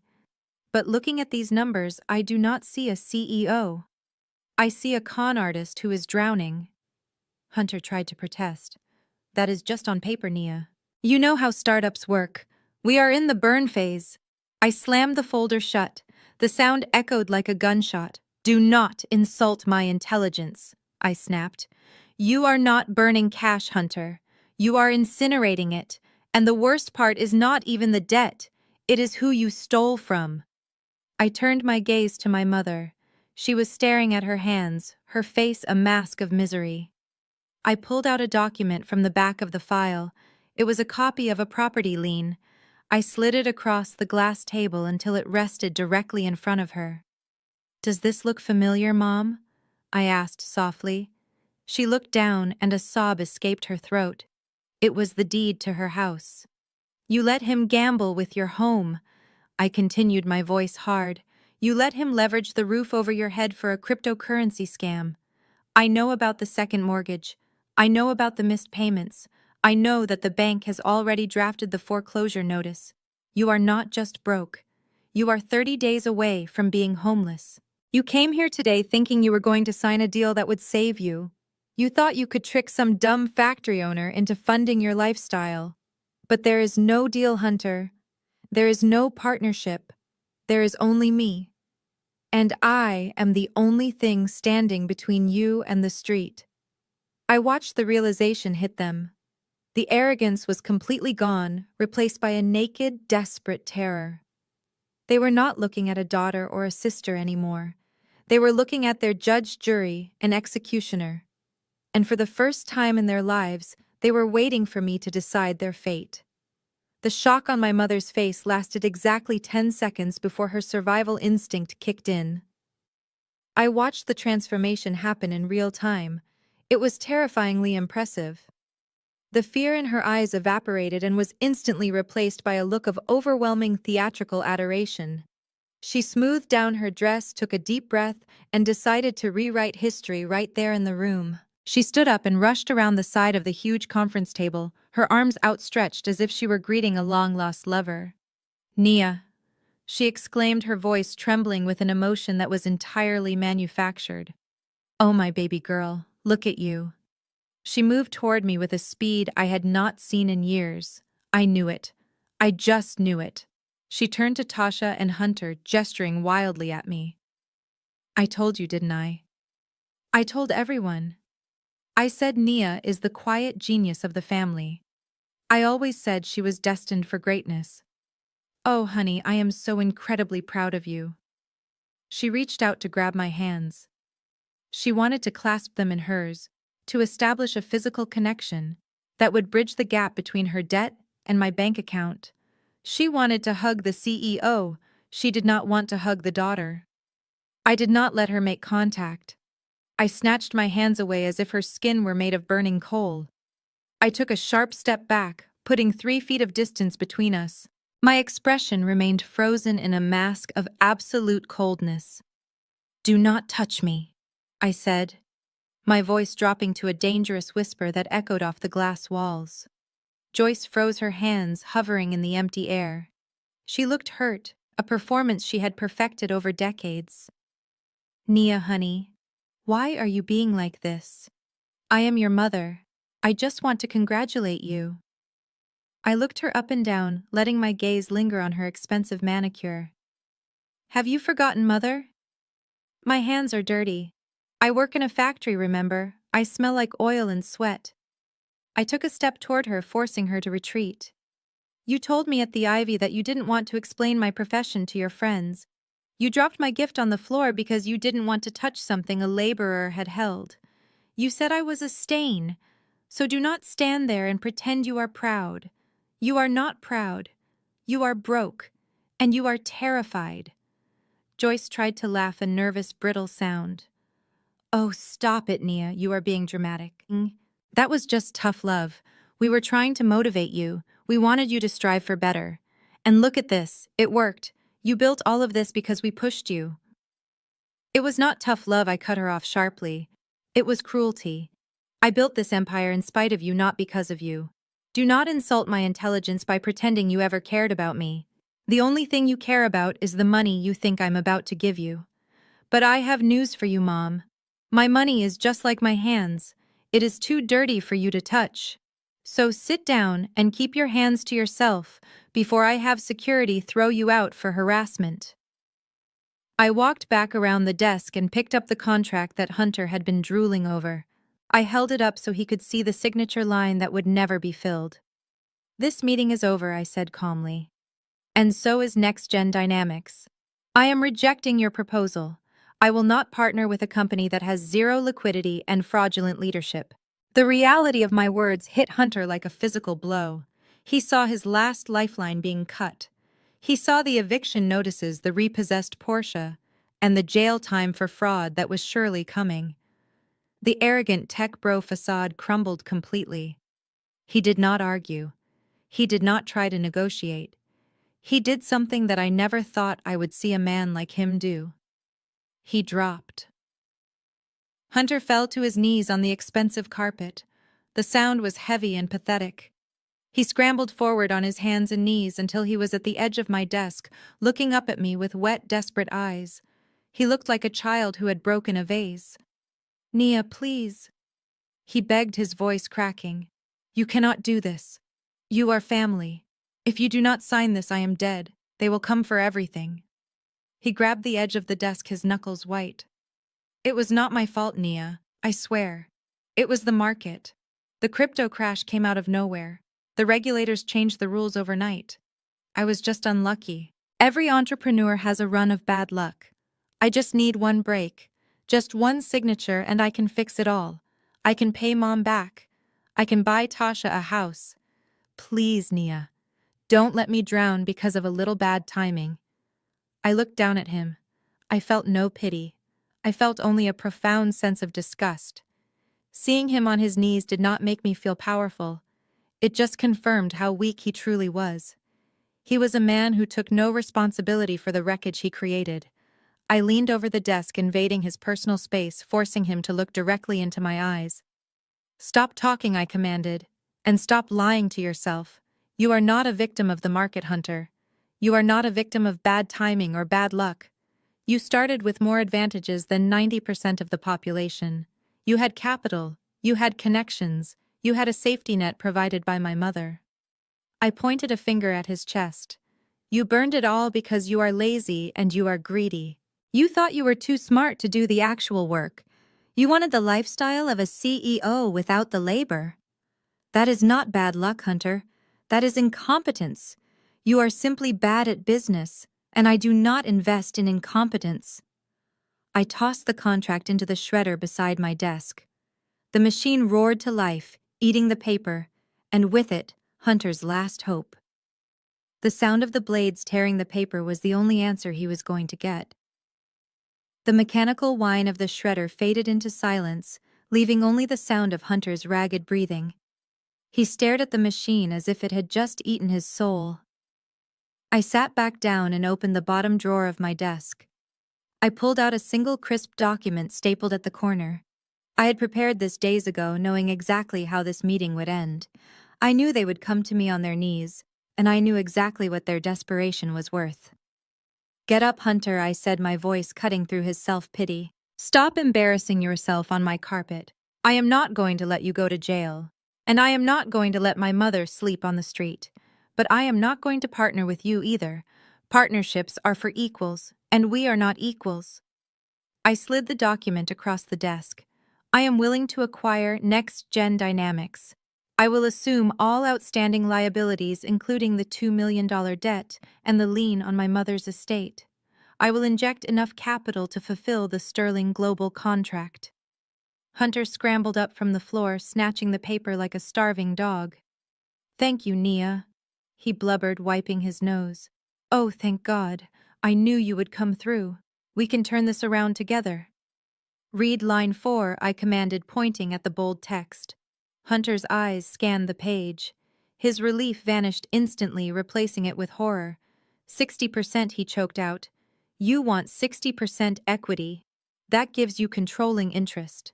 That makes it your company. It is already my company, Hunter, I replied coolly. I am just the only one willing to pay for the wreckage. You have run it into the ground. You have no leverage. If you do not sign that paper by the time you leave this room, the deal is off. And that is not all.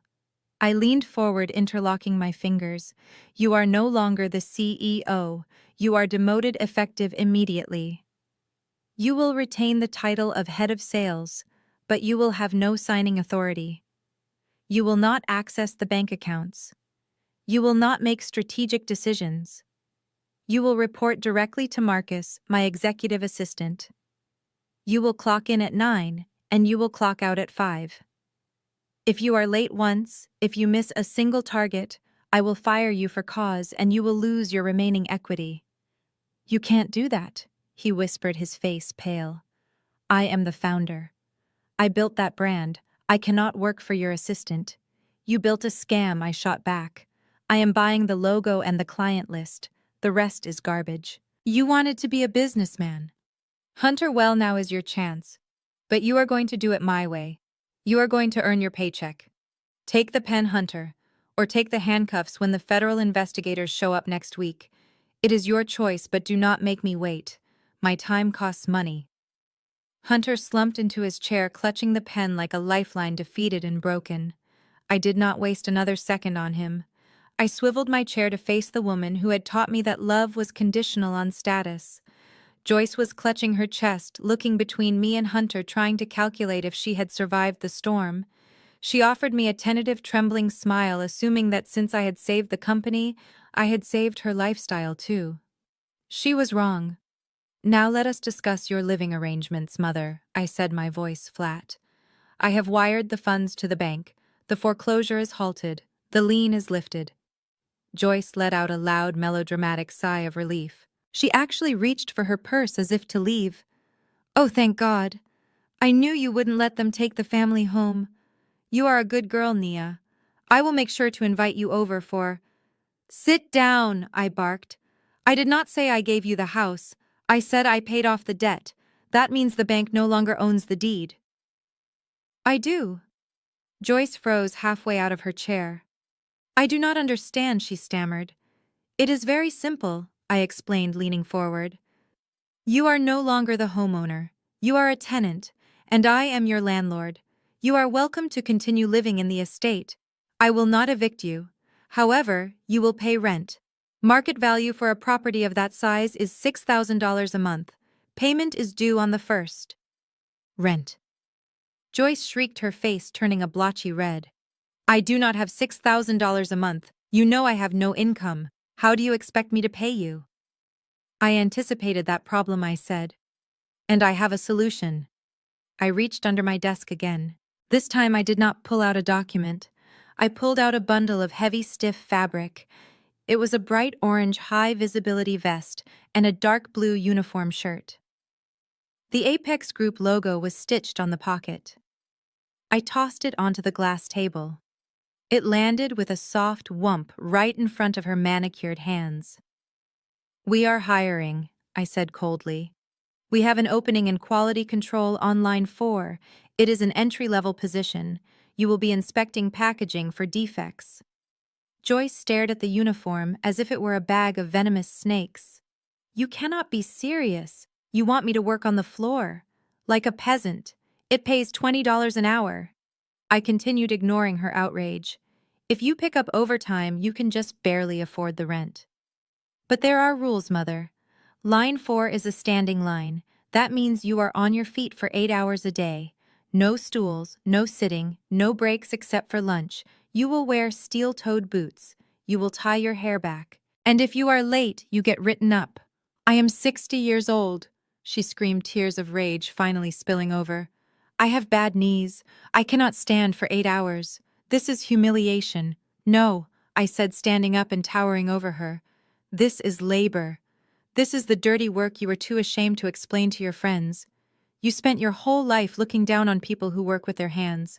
Well, now you are going to be one of them. Put on the shirt, Mother. Your shift starts in 10 minutes. And do not worry about explaining it to your friends. I am sure they will recognize the logo. The orange safety vest sat on the table between us like a radioactive object. My mother stared at it, and her face went through a kaleidoscope of emotions. Shock, disbelief, and then finally pure, unadulterated rage. She stood up so abruptly that her chair tipped over backward and crashed onto the floor. She pointed a shaking finger at me, her eyes bulging with indignation. "You are out of your mind!" she screamed. Her voice cracked, losing all of its polished society composure. "I am your mother. I gave you life. I raised you in one of the finest homes in Atlanta. I gave you everything. And this is how you repay me. By trying to humiliate me. By trying to turn me into a slave in your factory. I am an old woman, Nia. My body cannot handle physical labor. I have arthritis. I have delicate health. You are trying to kill me." She looked to Hunter and Tasha for support, but they were looking at their shoes, afraid to draw my fire. Joyce turned back to me, tears streaming down her face, ruining her makeup. "This is abuse," she sobbed. "You are abusing your own mother. I will not do it. I refuse. I am Joyce Washington. I do not pack boxes." I remained seated, my expression unmoving. I waited for her tantrum to run out of oxygen. When she finally paused to take a ragged breath, I spoke.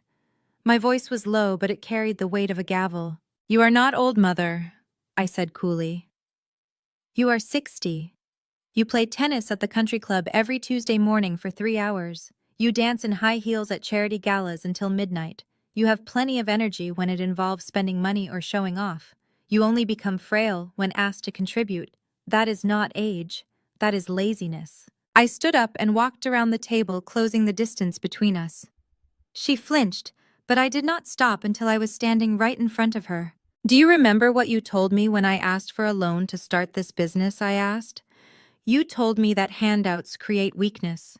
You told me that labor is glory, and that I should be grateful for the opportunity to work my way up from the bottom. You said hard work builds character.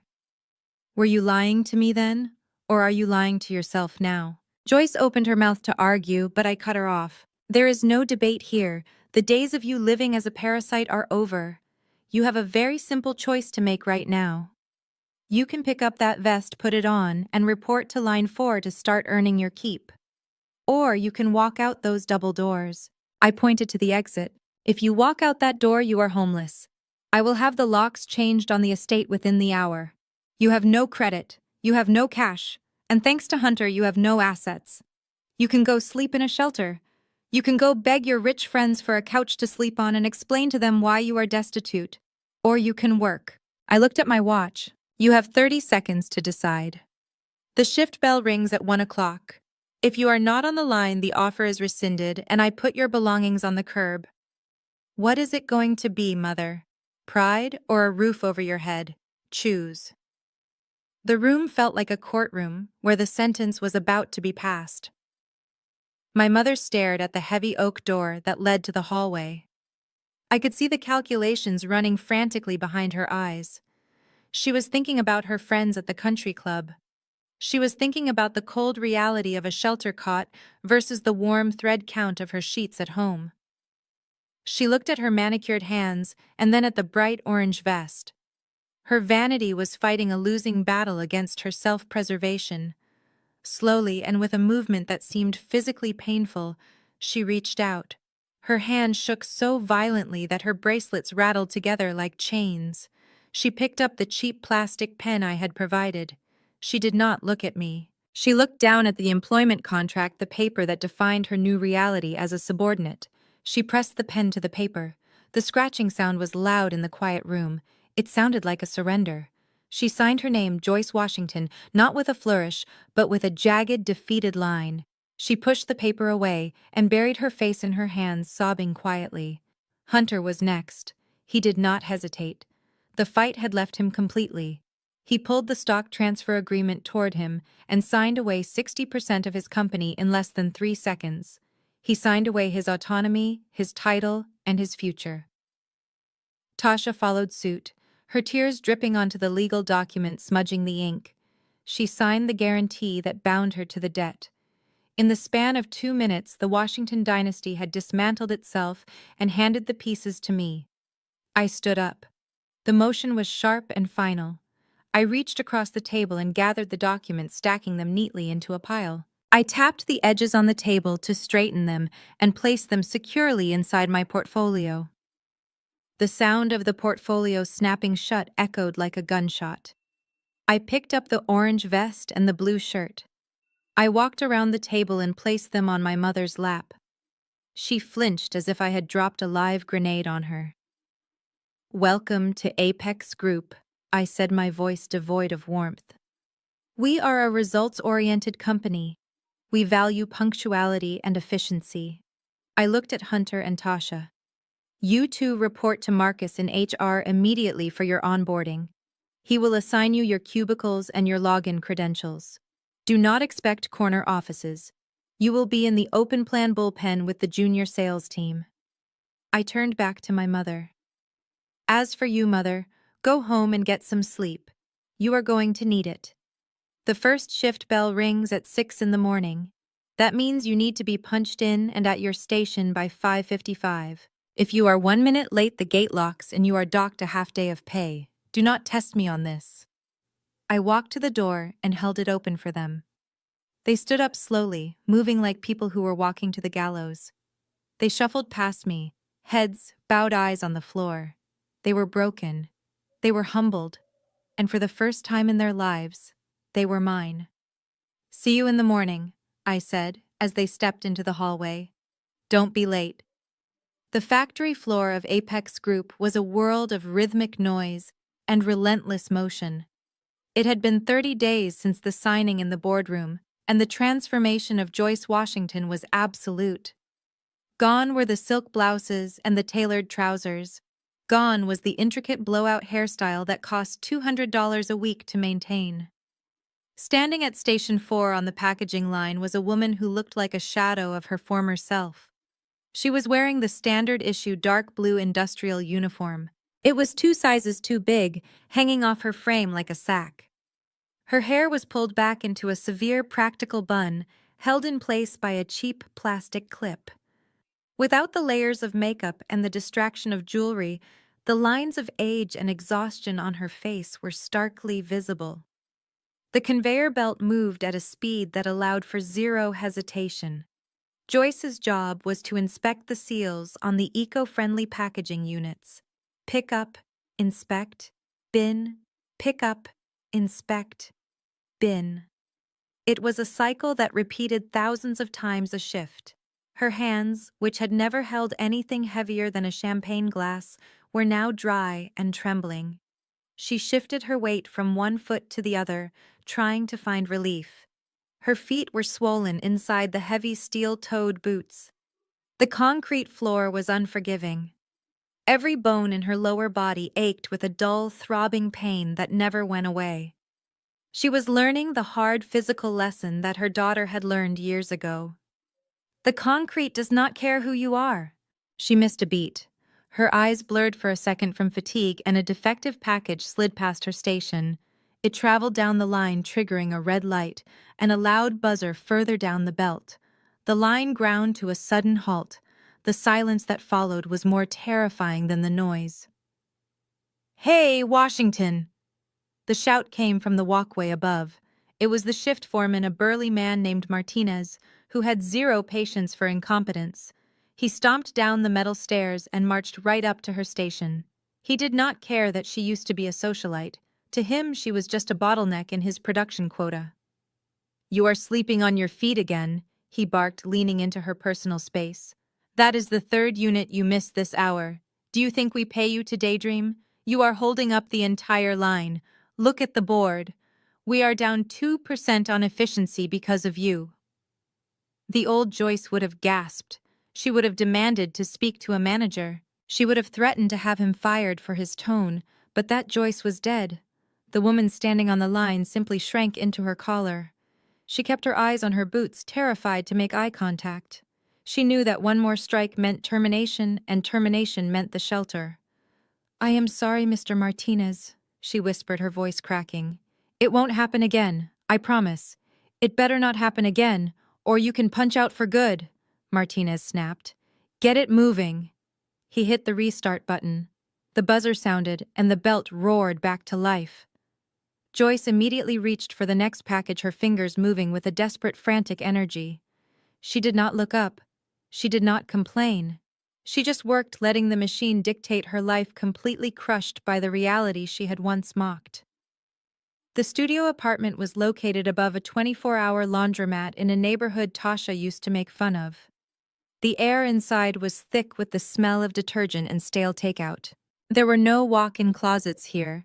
There were no vanity mirrors with professional lighting. There was only a stained beige carpet and a mattress on the floor that she had bought secondhand. The silence in the room was deafening because for the first time in years, Tasha was completely alone. Hunter was gone. The power couple image they had carefully curated on Instagram had disintegrated the moment the money ran out. When the luxury lease was repossessed and the bank accounts were locked down by Nia's accountants, the love turned into venom. They screamed at each other until their throats were raw, blaming one another for the downfall. Hunter had packed a duffel bag 2 weeks ago and left to crash on a friend's couch, leaving Tasha to face the squalor alone. She realized then that she had never actually been married to a man. She had been married to a lifestyle, and without it they were strangers. Tasha sat cross-legged on the floor, surrounded by a chaotic pile of clothes. She was not packing for a vacation. She was frantically taking photos of her old wardrobe to sell online. She was haggling with strangers on the internet over the price of a used Gucci belt. A woman in Ohio was offering her $50 for a scarf that had cost $400. Tasha typed a reply, her fingers trembling. Deal. She needed the cash for groceries. She needed the cash to keep the lights on. The humiliation burned in her chest like heartburn. She was a Washington. She was supposed to be royalty. Now she was a digital peddler selling off the scraps of her former life just to survive. She pushed a pile of clothes aside, and her hand brushed against a magazine she had bought earlier that day. It was an impulse buy, a small luxury she could not afford, but she had needed to see something beautiful. It was the latest issue of Forbes. She stared at the cover and felt her breath hitch in her throat.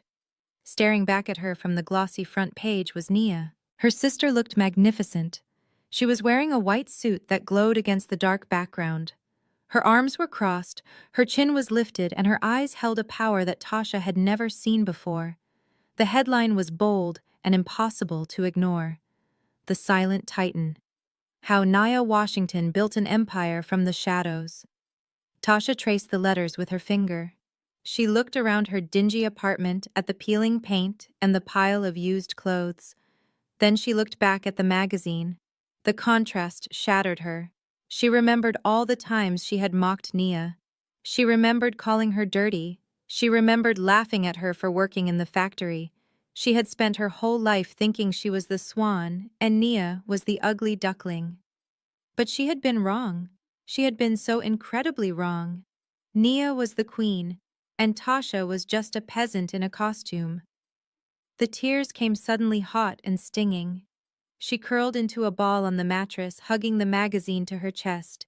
She cried for the husband she had lost. She cried for the house she would never live in again. But mostly she cried because she realized she had spent her life betting on the wrong things. She had chased the appearance of wealth while her sister was chasing the reality of it. And now, looking at Nia's face on the cover, Tasha knew that no amount of sold clothes would ever buy back the dignity she had thrown away. The timeline dissolves, fading from the image of Tasha's tear-stained face back to the present day. I am standing on the balcony of my penthouse, 50 stories above the streets of Atlanta. The wind here is different. It does not smell of exhaust or machinery. It smells of crisp night air and absolute silence. Below me, the city is a sprawling grid of golden lights, looking remarkably like the circuit boards that run my factories. It is a complex living system, and for the first time in the history of my family, I am the one controlling the switch. I swirl the dark red wine in my crystal glass, watching the liquid catch the reflection of the moon. I know what people say about me. The whispers in the industry, the rumors in the society pages. They call me ruthless. They say I am the ice queen who enslaved her own family. They look at my mother punching a time clock and my brother-in-law sitting in a cubicle, and they think I am a monster who exacted a cruel biblical revenge. But they are wrong. If I wanted revenge, I would have left them alone. I would have let the bank take the house. I would have let the federal agents take Hunter. I would have let Tasha starve in that studio apartment. Abandonment would have been the easy choice. It would have been the passive choice. But I have never been passive. I am an engineer at heart. When I see a broken machine, I do not throw it away. I strip it down to its parts, I grind away the rust, and I rebuild it until it functions. My family was a broken machine. They were rusted shut with entitlement and lubricated with delusion. They believed that the world owed them a living simply because they existed. They believed that money was magic appearing from thin air to grant their wishes. They did not understand the fundamental law of physics and finance, that energy cannot be created or destroyed, only transferred. Money is just stored energy. It is stored labor. I did not punish them. I gave them the greatest gift anyone could offer. I gave them reality. I raise my free hand, holding it up against the backdrop of the skyline. I turn it over, studying the palm. These hands are manicured now. The skin is soft, scented with lavender lotion. The nails are painted a deep, flawless burgundy. But I remember what lies beneath. I remember the grease that used to settle into the lifelines so deep that no amount of scrubbing could remove it. I remember the calluses that felt like leather. I remember the vibrations of the conveyor belt traveling up my arms until my bones hummed. These hands built an empire. They know the weight of a wrench. They know the heat of a motor. They understand that the skyscraper stands tall only because the foundation is buried in the dirt. Now my family understands it too. Tonight, my mother is soaking her feet in Epsom salts, exhausted from an 8-hour shift. Her back aches, her legs throb. But when she pays me her rent on the first of the month, she does it with money she earned. It is a small amount, but it is real. For the first time in 60 years, she is not a parasite. She is a participant. Hunter is tired, his ego bruised and battered by the daily grind of reporting to a boss he used to look down on. But he is sleeping soundly because he is no longer lying to investors. Tasha is learning the value of $1 because she has to trade minutes of her life to get it. I did not break them. I woke them up. I stripped away the illusion of their superiority and forced them to live in the world they used to mock. I taught them that dignity is not found in a designer label or a country club membership. Dignity is found in the ability to stand on your own 2 feet and say, "I made this." I look down at the city one last time. The Apex Group logo glows neon blue in the distance, a beacon over the industrial district. It is my mark on the world. I lower my hand and bring the wine glass to my lips. The vintage is exquisite, tasting of dark fruit and victory. They used to say I was the help. They used to say I was invisible. Now every time they punch that clock, every time they cash that check, they see me. I am not just their boss. I am their lesson. And class is in session forever. I take a slow, deliberate sip. The city lights seem to blur as the screen begins to fade to black, leaving only the sound of the wind and the final unspoken truth. I won. The saga of the Washington family teaches us a brutal but necessary truth. True power is built on the bedrock of labor, not the shifting sands of status. While arrogance and entitlement may shine brightly for a moment, they eventually collapse under the weight of reality. Nia proves that dirty hands are not a mark of shame, but a badge of honor. We learn that dignity cannot be bought with debt. It must be earned through grit, competence, and the quiet discipline of building something real.